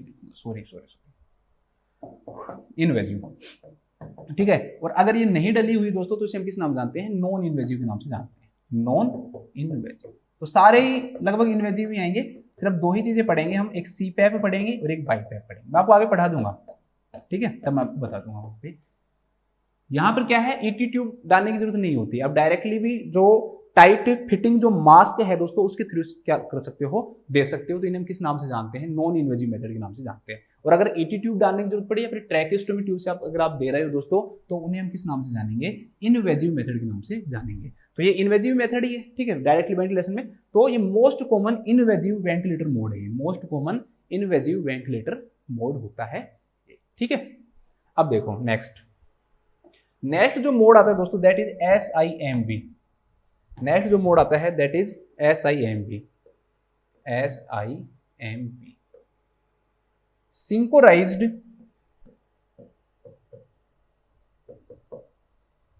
intermittent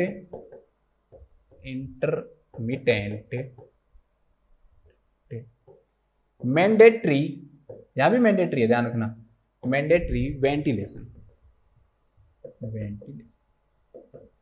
synchronised intermittent mandatory ventilation, बिल्कुल सिंपल है। अब आपको पिछले वाला समझ में आ गया ना, असिस्ट कंट्रोल समझ में आ गया ना, तो ये कुछ भी नहीं है। असिस्ट कंट्रोल में आपने क्या किया दोस्तों, 12 ब्रीथ पे आपने सेट किया, हर 5 सेकंड में ये ब्रीथ देता रहा, ये ब्रीथ दिया, ये ब्रीथ दिया, ये क्या दिया दोस्तों, ब्रीथ दिया, यहां पर ये क्या दिया, ब्रीथ दिया। हर 5 सेकंड में ये, जैसे मान लो 500 ml पे आपने सेट कर रखा है, तो ये देता रहा, हर 5 सेकंड में देता रहा, ठीक है। 5 सेकंड हुई फिर दिया, 5 सेकंड हुई फिर दिया, 5 सेकंड हुई फिर दिया, 5 सेकंड हुई फिर दिया, बस ये तो सबको समझ में आ गया। अब यहाँ पर क्या होगा दोस्तों, इसमें हम क्या होगा दोस्तों, प्रीसेट तो रहेगा, ठीक है। यहां तो क्या था दोस्तों, प्रीसेट तो था ही, साथ में दोस्तों assist in patient breath, assist in patient breath, patient की ब्रीथ में क्या कर रहा था दोस्तों, असिस्ट कर रहा था। यहां पर क्या होगा, यहां पे क्या होगा दोस्तों भाई, सिंक्रोनाइज्ड होगा, इंटरमिटेंट मतलब सिंक्रोनाइज्ड मतलब सिंक कर रहा है, वो पेशेंट के साथ क्या कर रहा है दोस्तों, सिंक कर रहा है। इंटरमिटेंट का मतलब क्या होगा, बीच बीच में। मैंडेटरी मतलब भाई, मैंडेटरी मतलब क्या हो रहा है, हर 5 सेकंड में तो वो दे ही रहा है, हर 5 सेकंड के अंदर तो क्या हो रहा है दोस्तों, बीच में वो दे ही रहा है, साथ में वो सिंक्रोनाइज्ड कर रहा है, किसके साथ, इंटरमिटेंट मतलब बीच बीच के अंदर जो रेस्पिरेशन है दोस्तों उनके साथ क्या कर रहा है, वो सिंक्रोनाइज्ड कर रहा है। कैसे में समझो, मैंने कहा था कि दोस्तों पेशेंट जो है ना वो खुद प्रेशर क्या कर रहा है, जनरेट कर रहा है। मान लो नेगेटिव प्रेशर लगा रहा है ब्रीथ करने के लिए, वेंटिलेटर कहेगा भाई जितना तू प्रेशर लगाया लगा ले, जितना तू टाइडल वॉल्यूम लगा रहा है लगा ले, मैं कुछ नहीं करूंगा। अब मान लो कि जो पेशेंट है वो 100 ml तक ले रहा है या 50 ml ले रहा है, कितना भी ml ले रहा है, आप जितना प्रेशर उसमें कंट्रोल ट्रिगर डालोगे उस हिसाब से वो लेगा। लेकिन वेंटिलेटर इसको असिस्ट करके है ना 500 ml तक नहीं लेके जाएगा, वेंटिलेटर इसको कुछ नहीं करेगा। वेंटिलेटर पेशेंट को कहेगा ठीक है भाई आप ले रहे हो, लेकिन इससे क्या फायदा होगा दोस्तों, इससे ये फायदा होगा, देखो असिस्ट कंट्रोल में भी ये फायदा हो रहा था, इसमें भी ये फायदा हो रहा था, जो मसल्स है ना दोस्तों वो क्या कर रही हैं, काम करना सीख रही हैं। और जो मसल्स है ना दोस्तों उनके अंदर क्या नहीं हो रहा है, पैरालिसिस नहीं हो रहा है। मसल्स के अंदर क्या नहीं हो रहा है दोस्तों, पैरालिसिस नहीं हो रहा है या एट्रोफी नहीं हो रही है, कि मसल्स के अंदर एट्रोफी नहीं हो रही है कि भाई वो काम नहीं कर रही, ठीक है। क्या नहीं हो रही, मसल्स काम कर रही है यहाँ पे, ऐसा नहीं कि काम नहीं कर रही। जबकि हमने पहले मोड के अंदर क्या पढ़ा था दोस्तों, कि खुद ही इनहिबिट कर देगा कंटिन्यूअस जो मैंडेटरी जो वेंटिलेशन है दोस्तों, इस मोड में क्या करेगा, ये पेशेंट को ब्रीथ करने ही नहीं देगा, पेशेंट को ब्रीथ नहीं करने देगा, कोई प्रेशर को सेंस नहीं करेगा, पेशेंट को बिल्कुल भी ब्रीथ नहीं करने देता ये, ठीक है। पेशेंट ब्रीथ कर भी रहा है तो उसको क्या कर रहा है, ब्लॉक कर रहा है, चाहे वो हम खुद सिडेशन देके करवाएं या पेशेंट की मसल्स पैरालिसिस हो। तो वो मोड क्या है दोस्तों आपका, वो मोड जो आपका वो क्या है, कंटिन्यूअस मैंडेटरी वेंटिलेशन मोड है। तो यहाँ पर पेशेंट का कुछ नहीं है। दूसरा जो मोड है उसमें क्या है, असिस्ट कंट्रोल है। असिस्ट कंट्रोल में जैसे पेशेंट थोड़ा सा जोर लगा रहा है, असिस्ट करके 500 ml तक लेके जा रहा है, थोड़ा सा जोर लगा रहा है, असिस्ट करके इसको 500 ml लेके जा रहा है, तो इसे किस नाम से जानेंगे, असिस्ट कंट्रोल मोड के नाम से जानेंगे। तीसरा जो है दोस्तों वो SIMV है। इसमें कह रहे हैं ठीक है, इसको कलर मुझे शायद ब्लू कर देना चाहिए, आई थिंक आपको अच्छा समझ में आएगा। ये कह रहा है कि ठीक है भाई जितना आप ब्रीथ ले रहे हो ले लो, वो कोई दिक्कत नहीं है, लेकिन मैं इसको असिस्ट नहीं करूंगा और मैं इसको 500 ml तक नहीं लेके जाऊंगा, ठीक है। तो असिस्ट नहीं कर रहा, लेकिन इसके साथ सिंक्रोनाइज कर रहा है। अब इसकी एक बहुत बड़ी प्रॉब्लम है, इसकी क्या है दोस्तों, एक बहुत बड़ी प्रॉब्लम। अब एक चीज खुद सोचो आपके दिमाग में, वो यहां भी सोचो और यहां भी सोचो, दोनों में सोचो कि मान लो इस समय जब वेंटिलेटर क्या ले रहा है, ब्रीथ ले रहा है, तो ऐसा नहीं हो सकता कि पेशेंट खुद भी ब्रीथ ले, हो सकता है ना भाई। वेंटिलेटर जैसे मान लो 5 सेकंड या 10 सेकंड था, 10 सेकंड पे मान लो जैसे ही पेशेंट वो वेंटिलेटर ब्रीथ ले रहा है उसी समय पेशेंट भी ब्रीथ लेने की कोशिश कर सकता है। तो दोनों चीजें एक दूसरे के साथ क्या कर सकती हैं दोस्तों, दिक्कत हो सकती है ना। तो सिंक्रोनाइज की सबसे बड़ी प्रॉब्लम भी यही होती है, एसिंक्रोनी हो जाता है इसके अंदर। एसिंक्रोनी मतलब क्या होता है दोस्तों, कि जैसे ही इस वेंटिलेटर के अंदर एक प्रॉब्लम है, मतलब इस मोड में एक प्रॉब्लम होती है कि जैसे ही जो पेशेंट है दोस्तों वो ब्रीथ लेने की कोशिश करेगा ना, तो वेंटिलेटर जो खुद जो ब्रीथ दे रहा था ना वो बंद कर देगा जैसे मान लो इस समय एग्जाम्पल के रूप में समझो कि इस समय मान लो कि जो वेंटिलेटर है, इस समय दोस्तों वेंटिलेटर है वो कोशिश कर रहा था कि भाई इस 10 सेकंड के ऊपर मैं क्या दूंगा, ब्रीथ दूंगा, लेकिन उसी समय दोस्तों जो पेशेंट है उसने भी ट्रिगर कर दिया, ठीक है, इधर बढ़ा देता हूं साइड में, तो ये वेंटिलेटर खुद का काम छोड़ देगा और कहेगा पेशेंट को तुम ले लो ब्रीथ। तो उसके कारण क्या होगा दोस्तों, इसके कारण ये होगा कि मान लो कि जो पेशेंट है ना उसके अंदर टैकीपिनिया हो, पेशेंट के अंदर क्या हो, टैकीपिनिया हो, तो टैकीपिनिया की कंडीशन में क्या होगा, बार बार वेंटिलेटर काम नहीं कर पाएगा। क्यों, टैकीपिनिया ज्यादा रहेगा, ज्यादा ब्रीथ करेगा, वो यहां पर कोशिश करेगा ब्रीथ लेने की, खुद ब्रीथ लेने की कोशिश करेगा, पेशेंट ब्लॉक कर देगा, इसको भी ब्लॉक कर देगा, इसको भी ब्लॉक कर देगा। तो जो एक गारंटी दे रहा था ना वो गारंटी नहीं मिल पाएगी, ठीक है, जो एक गारंटी दे रहा था कि भाई इतनी ब्रीथ तो मैं हर 5 सेकंड में दूंगा ही, लेकिन वो ब्रीथ यहां पर नहीं मिल पाएगी। क्यों, क्योंकि जब पेशेंट के जो इफर्ट है, पेशेंट जो ट्रिगर कर रहा है ना दोस्तों, उसके कारण जो वेंटिलेटर है वो खुद को ब्लॉक कर देता है, खुद जो प्रेशर दे रहा था वो बंद कर देता है और पेशेंट कहता है भाई हाँ आप लो, आप जो ब्रीथ है वो लो।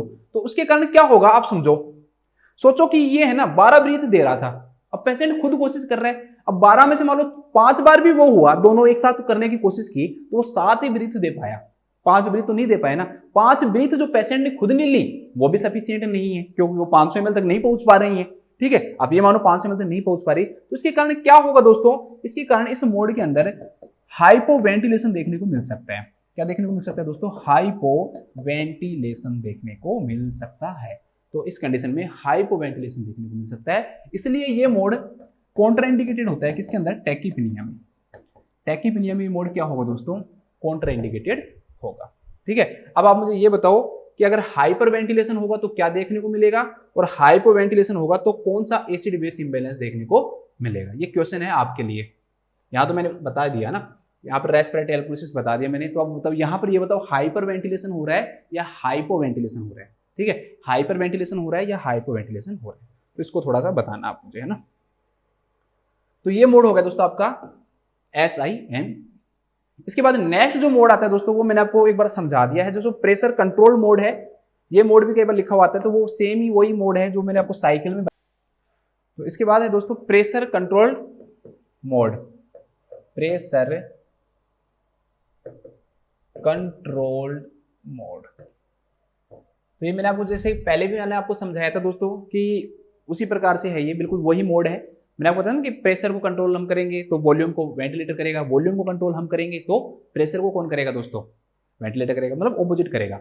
अब यहाँ पर यही होता है, प्रेशर कंट्रोल मोड के अंदर क्या करेंगे दोस्तों कि हम प्रेशर डाल देंगे, इसके अंदर क्या डाल देंगे, प्रेशर को प्रीसेट कर देंगे। तो उस हिसाब से प्रेशर को जब हम प्रीसेट कर देंगे दोस्तों, तो उस हिसाब से जो वेंटिलेटर है ना, वेंटिलेटर क्या प्रोवाइड करेगा दोस्तों, वॉल्यूम प्रोवाइड करेगा।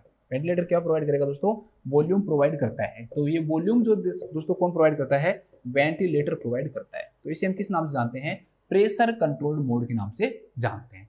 अब इसका भी एक कॉम्प्लिकेशन है, आपने मान लो दोस्तों कि क्या कर दिया, प्रेशर को सेट कर दिया, प्री सेट कर दिया कि भाई इतना प्रेशर होना चाहिए, उस हिसाब से क्या दूंगा, वॉल्यूम दूंगा मैं, ठीक है, सॉरी हमने प्रेशर को प्रीसेट कर दिया तो वेंटिलेटर कह रहा है मैं उस हिसाब से क्या दूंगा, वॉल्यूम दूंगा मैं। तो कई बार क्या होता है दोस्तों कि जो वेंटिलेटर है ना, जितना वॉल्यूम चाहिए ना उतना वॉल्यूम नहीं दे पाता है, जितना वॉल्यूम चाहिए, जैसे सीक्रेशंस हो जाए, किसी ज्यादा सीक्रेशंस हो जाते हैं, ठीक है, यहाँ पर क्या हो जाए दोस्तों, ब्लॉकेज हो जाए, तो उस समय उसे ज्यादा प्रेशर देने की जरूरत है, लेकिन वहां पर प्रेशर हम ज्यादा दे नहीं सकते, क्यों, क्योंकि प्रेशर तो हमने प्रीसेट कर रखा है, तो वो तो सिर्फ क्या देगा, वॉल्यूम देगा। तो इसके कारण दोस्तों कई बार क्या कर देता है, टाइडल वॉल्यूम कम दे देता है, टाइडल वॉल्यूम क्या दे देता है दोस्तों, कम दे देता है, टाइडल वॉल्यूम क्या कर देता है, कम दे देता है। ये प्रेशर को देखकर जो वॉल्यूम है ना उतनी वॉल्यूम नहीं दे पाता है, ये उतनी वॉल्यूम नहीं देता है, ये सोचता है भाई इतनी वॉल्यूम की जरूरत ही नहीं है, क्योंकि वहाँ प्रेशर जो है वो फिक्स है, तो जब आगे ब्लॉकेज दिखता है तो इतना वॉल्यूम नहीं दे पाता है, तो जो टाइडल वॉल्यूम है दोस्तों क्या दे देता है, ये कम दे देता है, ठीक है। तो ये इसका क्या है, कॉम्प्लिकेशन है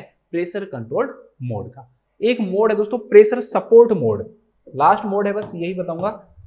इसके बाद लास्ट जो मोड है दोस्तों that is pressure support mode, pressure support mode.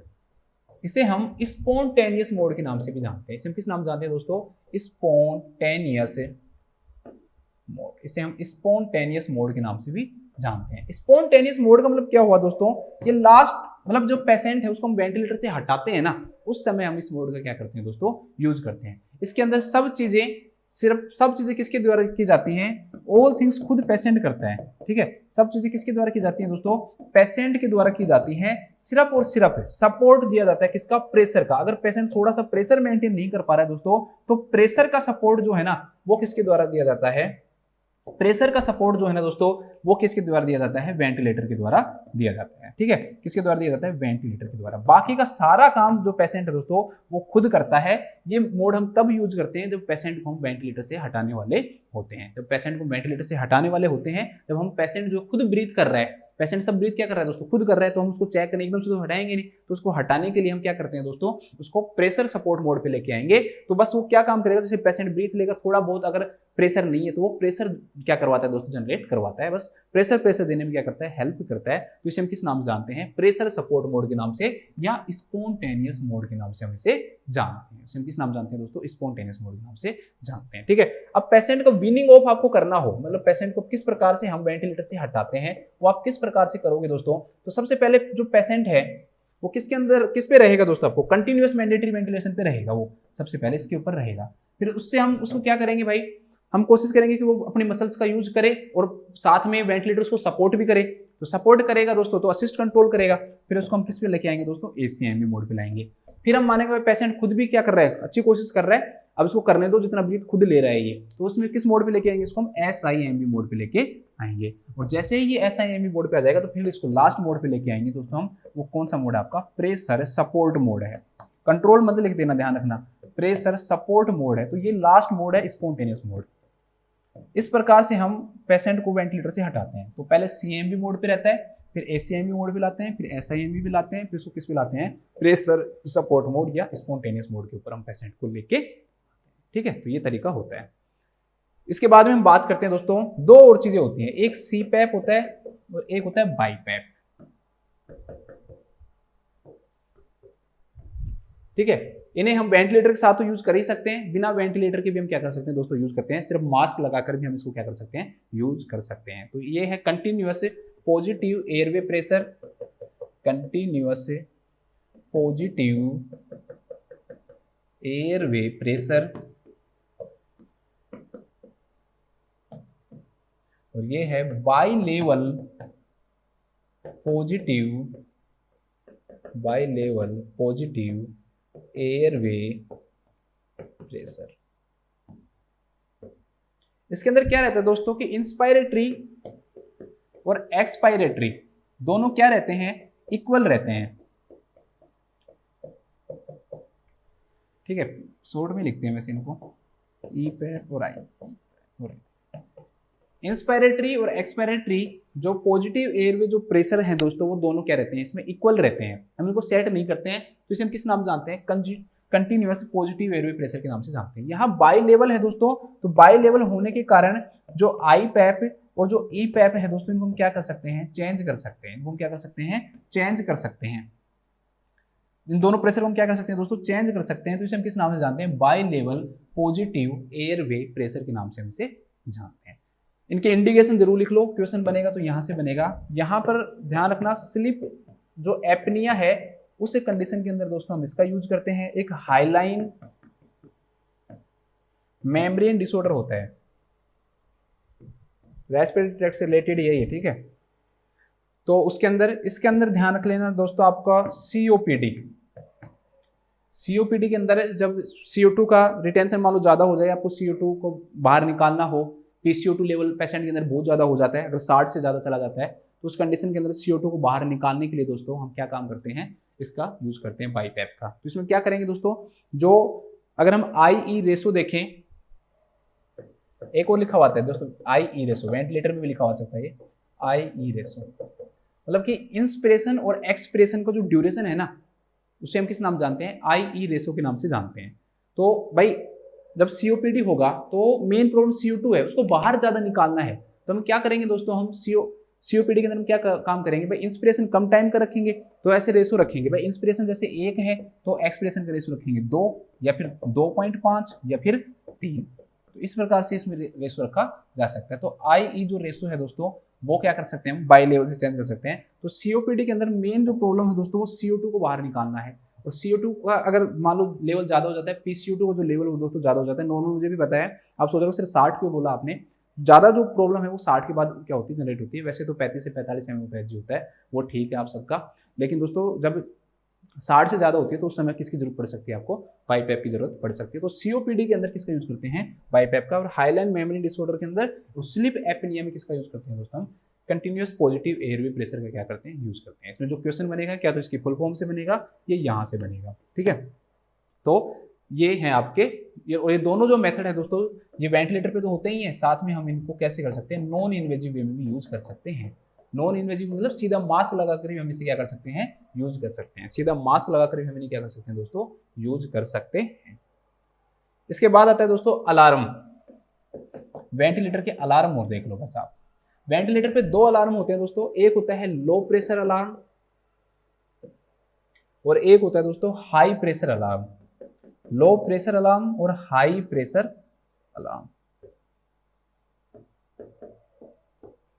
अगर वेंटिलेटर के अंदर कोई भी चीज दोस्तों डिस्कनेक्ट हो जाए, अगर वेंटिलेटर डिस्कनेक्ट हो जाए या दोस्तों आप जो ट्यूब है वो बाहर निकल जाए, एक्सट्यूबेशन हो जाए या किसी भी प्रकार का लीकेज हो, तो उस कंडीशन के अंदर लो प्रेशर अलार्म बजता है। तो LED से याद रख लेना, LED में L for LED, L for L, L for LED।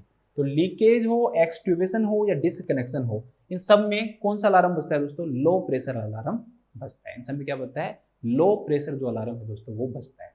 High pressure बाकी के जितनी भी जो कंडीशंस हैं दोस्तों उन सब में क्या बनेगा, हाई प्रेशर क्या बनेगा दोस्तों, अलार्म बनेगा। कैसे, जैसे पेशेंट के रेस्पिरेटरी ट्रैक्ट में सीक्रेशंस ज्यादा डेवलप हो जाए, ठीक है, या दोस्तों जो ट्यूबिंग है, ट्यूबिंग के अंदर वाटर हो, ट्यूबिंग के अंदर वाटर आ जाए तो वाटर इन ट्यूबिंग आए, या दोस्तों कि जो ट्यूब है वो मुड़ जाए, ट्यूब क्या हो जाए, किंकिंग हो जाए तो उसके कारण भी, या जो ट्यूब है दोस्तों उसका क्या हो जाए, वो अपनी जगह से थोड़ी हट जाए तो डिस्प्लेसमेंट हो जाए। यहाँ पर डिस्कनेक्शन है, ध्यान रखना, ठीक है, क्या हो जाए दोस्तों, डिस्प्लेसमेंट हो जाए।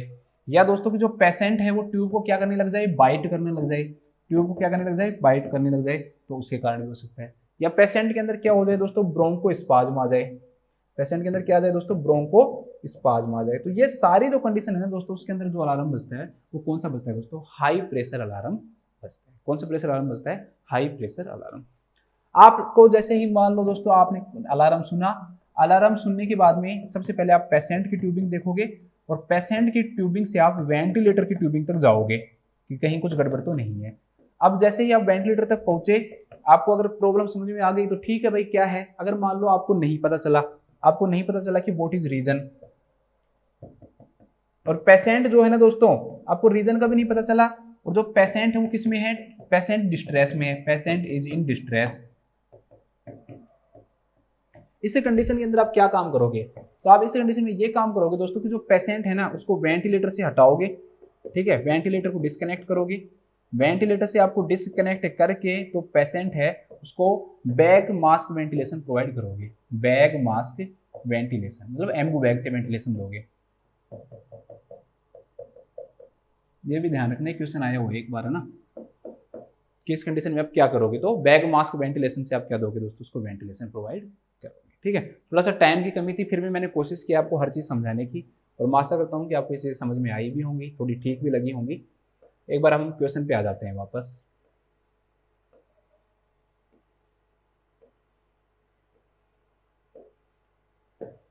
क्वेश्चन दोस्तों हमारे सामने है, पहला इसमें दे रखा है कि जो प्रेशर है ना दोस्तों वो हाई प्रेशर अलार्म है।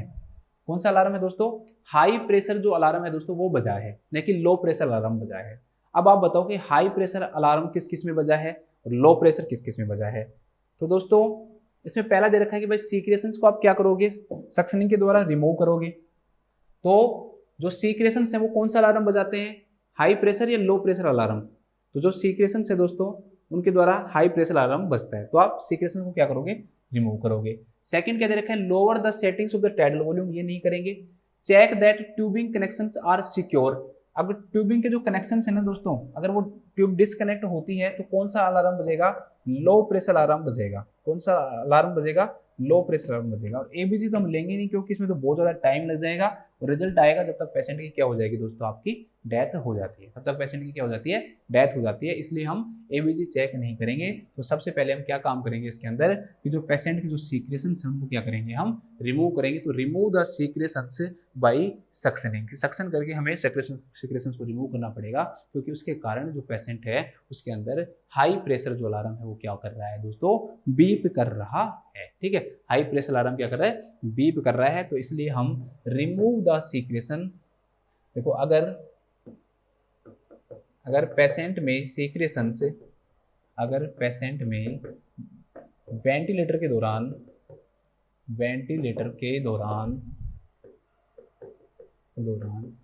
सीक्रेशन से ज़्यादा हो तो हाई प्रेशर अलार्म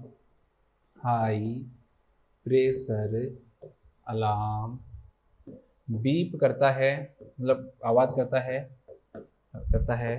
तो पेशेंट के सीक्रेशंस, तो पेशेंट को सक्शन करना चाहिए, बस तो पेशेंट्स को सक्शन करना चाहिए, पेशेंट का सक्शन करना चाहिए, या पेशेंट की ईटी ट्यूब को सक्शन करना चाहिए, आप ऐसे भी लिख सकते हैं। ठीक है, स्क्रीनशॉट ले लो इसका।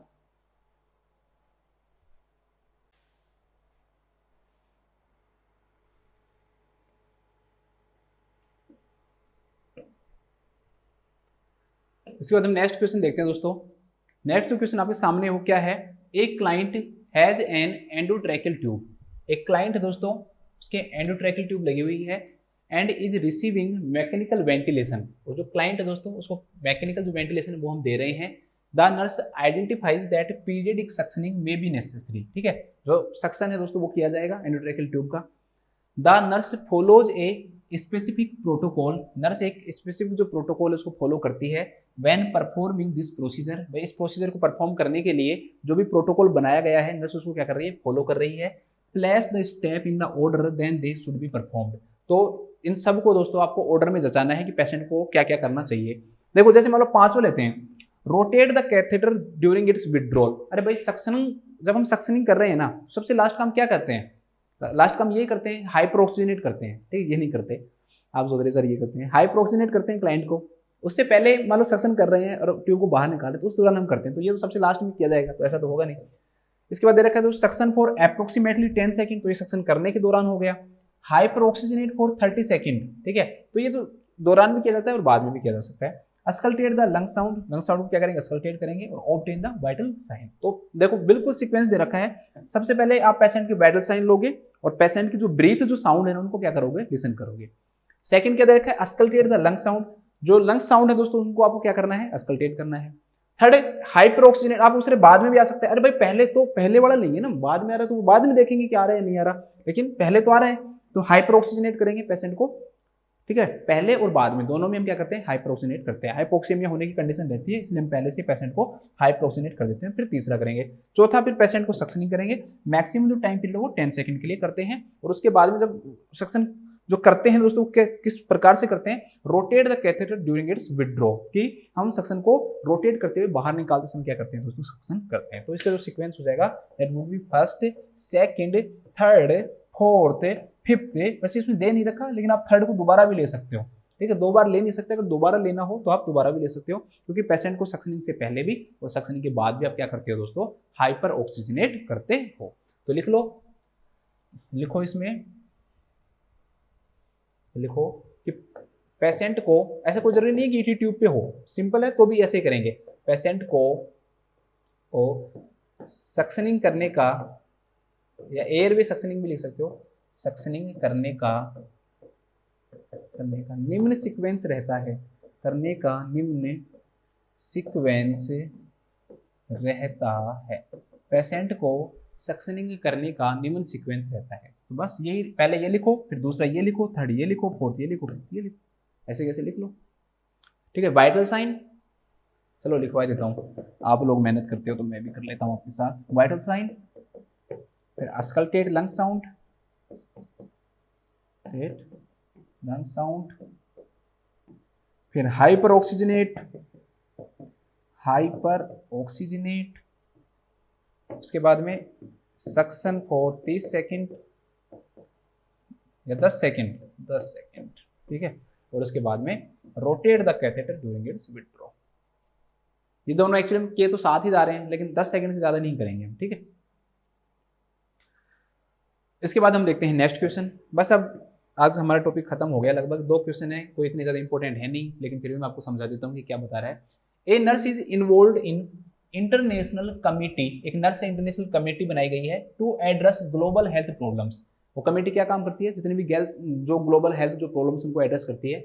What suggestion is most appropriate, कौन सा ऐसा सजेशन है दोस्तों जो कि सबसे ज्यादा उचित है, एप्रोप्रिएट है for the nurse to make to best meet the challenge associated with a potential emerging influenza pandemic. भाई इन्फ्लुएंजा की जो एकदम से दोस्तों पैंडेमिक जो हो रही है ना, इनमें से ऐसे कौन सी चीज है जो कि मोस्ट एप्रोप्रिएट है नर्स को, जो कि नर्स को चैलेंज करती है नर्स इसमें, जो कि किस चीज से जुड़ी हुई है, इन्फ्लुएंजा के पैंडेमिक से जुड़ी हुई है, ठीक है। तो आपको सिंपल सी बात ये करना है इसमें कि भाई आपको किस चीज के द्वारा दोस्तों आपको जो पैंडेमिक है उसको रोकना है या इन्फ्लुएंजा को रोकना है, तो कौन सा ऐसा तरीका है जो कि मोस्ट एप्रोप्रिएट रहेगा नर्स के लिए कि भाई जो इन्फ्लुएंजा है उसको आपको रोकने के लिए जो आपने चैलेंज लिया है उसमें से कौन सा तरीका सबसे बेस्ट रहेगा। 4 तरीके आपको पास हैं कि इनसे आप क्या कर सकते हो, जो पैंडेमिक है उसको और फैलने से क्या कर सकते हो, रोक सकते हो। अब इसको तो भाई समझना बहुत सिंपल है, आपने कोविड में इतना सारा देख लिया, सबसे मेन चीज क्या थी रोकने के लिए, पूछ रहा हूं मैं भाई सबसे ज्यादा रोकने के लिए क्या थी दोस्तों, वैक्सीनेशन थी ना। भाई वैक्सीनेशन करो, ठीक है। तो अब इसमें देखते हैं कि भाई वैक्सीनेशन है या नहीं है। अगर वैक्सीनेशन सबके लिए है तो ठीक है, लेकिन अगर सबके लिए नहीं है तो फिर दूसरी चीज क्या होगी दोस्तों, वो देखेंगे। तो दूसरी चीज इसमें ये होगी दोस्तों, हमें पूरा ये पता लगे कि भाई कितने लोगों को क्या हो रहा है दोस्तों, इन्फ्लुएंजा हो रहा है, क्या क्या इसका ट्रीटमेंट चल रहा है, क्या हो रहा है। तो पूरा सर्विलेंस जो प्लान है ना दोस्तों उसके बारे में पता लगे तो वो होगा। पहला दे रखा है भाई एंटीबायोटिक की जो अवेलेबिलिटी है वो रहेगी, भाई उसका स्टोरेज बना रहे, तो ये ठीक है, लेकिन एंटीबायोटिक ट्रीट करने के लिए ठीक है, लेकिन प्रिवेंशन का ये कोई क्या नहीं है दोस्तों, मेथड नहीं है, तो ये क्या हो जाएगा आपको गलत हो जाएगा। थर्ड क्या दे रखा है कि limit the vaccination programme to school age children, बिल्कुल गलत है, सिर्फ स्कूल एज चिल्ड्रन तक नहीं। भाई जिसको भी इन्फ्लुएंजा का रिस्क है ना, हर 1% तक आप पहुंचाओगे तभी आप इन्फ्लुएंजा या किसी भी पेंडेमिक को क्या कर सकते हो, रोक सकते हो। ये इसमें लिमिट बोल दिया, इसलिए क्या हो गया, गलत हो गया कि आपको लिमिट नहीं करना। सेकंड नेक्स्ट क्या दे रखा है दोस्तों, initiate the vaccination programme during the month of August and September. तो ये भी गलत है कि अगस्त और सितंबर में आप वैक्सीनेशन जो प्रोग्राम वो स्टार्ट करो। एक्चुअली में दोस्तों ये जो प्रोग्राम है ना, जो इन्फ्लुएंजा का जो प्रोग्राम है वो इसके पीक लेवल पे किया जाता है जब ज्यादा इसके चार्जेस होते हैं। तो अक्टूबर जो नवंबर का जो टाइम पीरियड है उस दौरान इन्फ्लुएंजा क्या होता है, ज्यादा होता है, जबकि इसमें अगस्त और सितंबर दे रखा है, जो कि ये क्या हो जाएगा, गलत हो जाएगा। तो सबसे मेन चीज क्या है दोस्तों कि हम पेशेंट, जितने भी पेशेंट्स उनके क्या बनाए, एक ग्लोबल पूरे वर्ल्ड के अंदर उनका क्या बनाए, सर्विलेंस पे रखे उनको, ठीक है। तो एक ग्लोबल सर्विलेंस जो प्लान है ना दोस्तों वो बनाना क्या है, जरूरी है कि हमें पता तो लगे ना भाई पेशेंट है कितनी। अगर आपको ये नहीं पता है भाई कितने फैले तो उस हिसाब से डिजीज ज्यादा फैल जाएगी। तो एक ग्लोबल सर्विलेंस प्लान बनाना क्या होता है दोस्तों, जरूरी होता। तो लिख लो, देखो इन्फ्लुएंजा पैंडेमिक को रोकने का सबसे अच्छा मेथड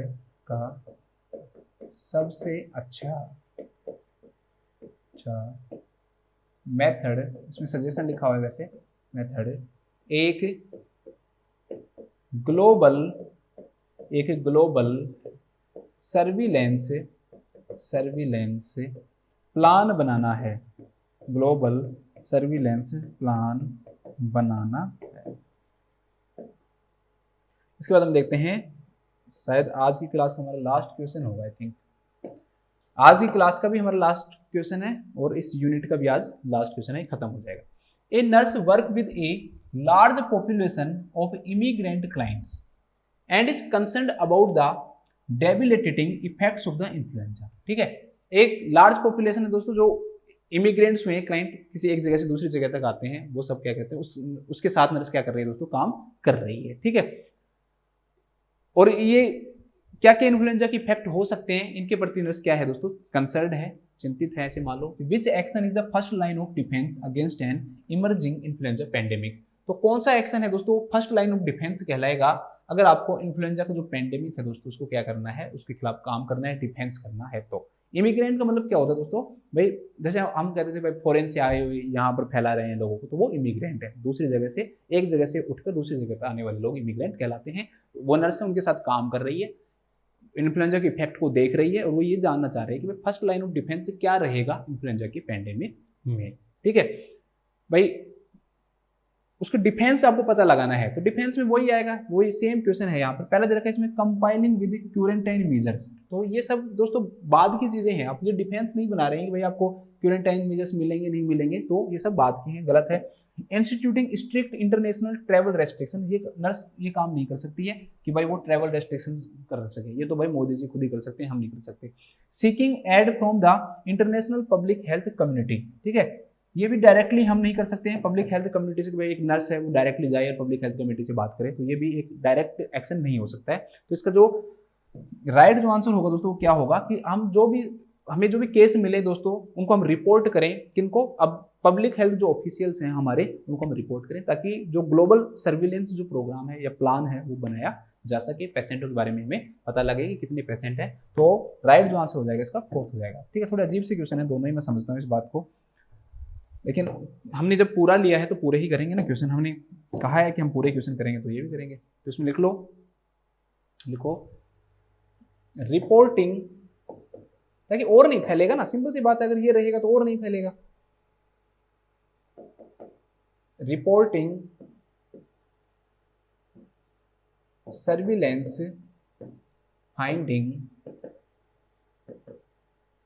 टू एप्रोप्रिएट टू, वही लाइन लिख रहा हूं, appropriate public health officials influenza मतलब आती हुई, मतलब उभरती हुई इन्फ्लुएंजा पेंडेमिक है ना, इमर्जिंग का मतलब होता है इन्फ्लुएंजा पेंडेमिक के लिए फर्स्ट लाइन ऑफ डिफेंस का काम करता है। देखो जब पूरे केस पता लगेंगे ना तब ये बाकी की तीनों चीजें कर सकते हो। जब तक आपको केस ही नहीं पता है ना, जब तक सरकार है ना, न तो क्वारंटाइन ला सकती है, न इंटरनेशनल ट्रैवल जो रेस्ट्रिक्शन है वो ला सकती है, न वो इंटरनेशनल पब्लिक हेल्थ कम्युनिटी से क्या ले सकती है, हेल्प ले सकती है। जब आप बताओगे कि भाई इतने पेशेंट आए हैं, इनमें से इतने पॉजिटिव पाए गए हैं, ये आगे रिपोर्ट जाएगी, रिपोर्ट जाने के बाद फिर उन लोगों को क्वारंटाइन किया जाएगा, जो इंटरनेशनल ट्रैवल रेस्ट्रिक्शंस बनाए जाएंगे अगर ज़्यादा होंगे तो, और जो इंटरनेशनल पब्लिक हेल्थ कम्युनिटी उनसे क्या ली जाएगी, हेल्प ली जाएगी। तो ये तीनों चीज़ें हैं ना, तीनों चीज़ें किसके ऊपर डिपेंड करती हैं दोस्तों, यहाँ पर डिपेंड करती हैं। ठीक है, इसके कारण से इसका जो आंसर होगा ना, पहला काम ये होगा, बाद में बाकी की तीनों चीज़ें होती हैं। ठीक है, मैंने पूरी अपनी दिल से कोशिश की है कि आप लोगों को सब समझ में आए, अच्छा लगे। हो सकता है कि मैं कभी कभी मैं फेल भी हो जाता हूँ आपको समझाने में, कुछ टॉपिक थोड़े हार्ड भी होते हैं, जैसे कि वेंटिलेटर का टॉपिक है थोड़ा सा टफ है, फिर भी मैंने थोड़ा सा कम समय लेकर आपको कोशिश की थी कि आपको ज़्यादा से ज़्यादा मैं आउटपुट दूँ। तो आप लोग सभी इस प्रकार से मेरे साथ बने रहें। अब हम नेक्स्ट जो सब्जेक्ट है दोस्तों वो फंडामेंटल स्टार्ट करेंगे और कोशिश करेंगे कि हम जनवरी के अंदर जो फंडामेंटल जो सब्जेक्ट है उसको ख़त्म करने की पूरी कोशिश करेंगे। फिर फंडामेंटल खत्म करने के बाद में मेन जो सब्जेक्ट हमारा बचेगा वो पीडियाट्रिक बचेगा, और एक हमारा जो कार्डियक जो सिस्टम है ना वो मेन बच जाएगा। तो वो फरवरी और मार्च तक हम खत्म कर लेंगे। उसके बाद में कह रहे हैं कि अभी आपके एग्ज़ाम भी आ सकते हैं अप्रैल में, तो उसको हम देख लेंगे जो भी है उस प्रकार से। एग्ज़ाम से पहले हम कोशिश करेंगे कि जो भी चीज़ें हमने पढ़ी हैं उन सबको एक बार मैं वापस से बड़ी क्लासेज लाकर आपको रिवाइज भी करवा दूँ। तो तब तक के लिए मैं आप लोगों को एक बार एक क्वेश्चन तो करवा देता हूँ, मैं भूल जाता हूँ, लेकिन आप लोग भूलने मत देना मुझे। पहला यही क्वेश्चन है दोस्तों कि पेंडेमिक को डिफेंस क्या काम करता है, तो रिपोर्टिंग सर्विलेंस फाइंडिंग है। नेक्स्ट जो क्वेश्चन है दोस्तों क्या था कि भाई एक ग्लोबल सर्विलेंस जो प्लान है वो बनाया जाए चैलेंज को एसोसिएट करने के लिए। नेक्स्ट जो क्वेश्चन था दोस्तों वो सक्शनिंग से रिलेटेड था, तो सेम इसका सीक्वेंस रहेगा कि वाइटल साइन को ऑब्टेन करो, अस्कल्टेट करो लंग साउंड को, हाइपोक्सिनेट करो, सक्शन करो और रोटेट कैथेटर को दोना करो। नेक्स्ट जो क्वेश्चन था दोस्तों क्या था कि अगर मान लो हाई प्रेशर अलार्म बजता है, तो हाई प्रेशर अलार्म बजेगा तो दोस्तों आप रिमूव करोगे सक्शनिंग के सीक्रेशंस को। ठीक है, टाइडल वॉल्यूम का तो कुछ लेना देना ही नहीं है यहाँ पे, तो ये तो गलत हो जाएगा आपका। ठीक है, इसके बाद नेक्स्ट जो क्वेश्चन था दोस्तों क्या था कि ARDS के पेशेंट के अंदर पॉजिटिव एंड एक्सपायरेटरी जो प्रेशर है वो हम क्या करते हैं दोस्तों, प्रोवाइड करते हैं। तो ये हमारी छोटी सी क्लास थी। तब तक सभी लोग अपना ध्यान रखें, स्वस्थ रहें, खुश रहें। Thank you so much.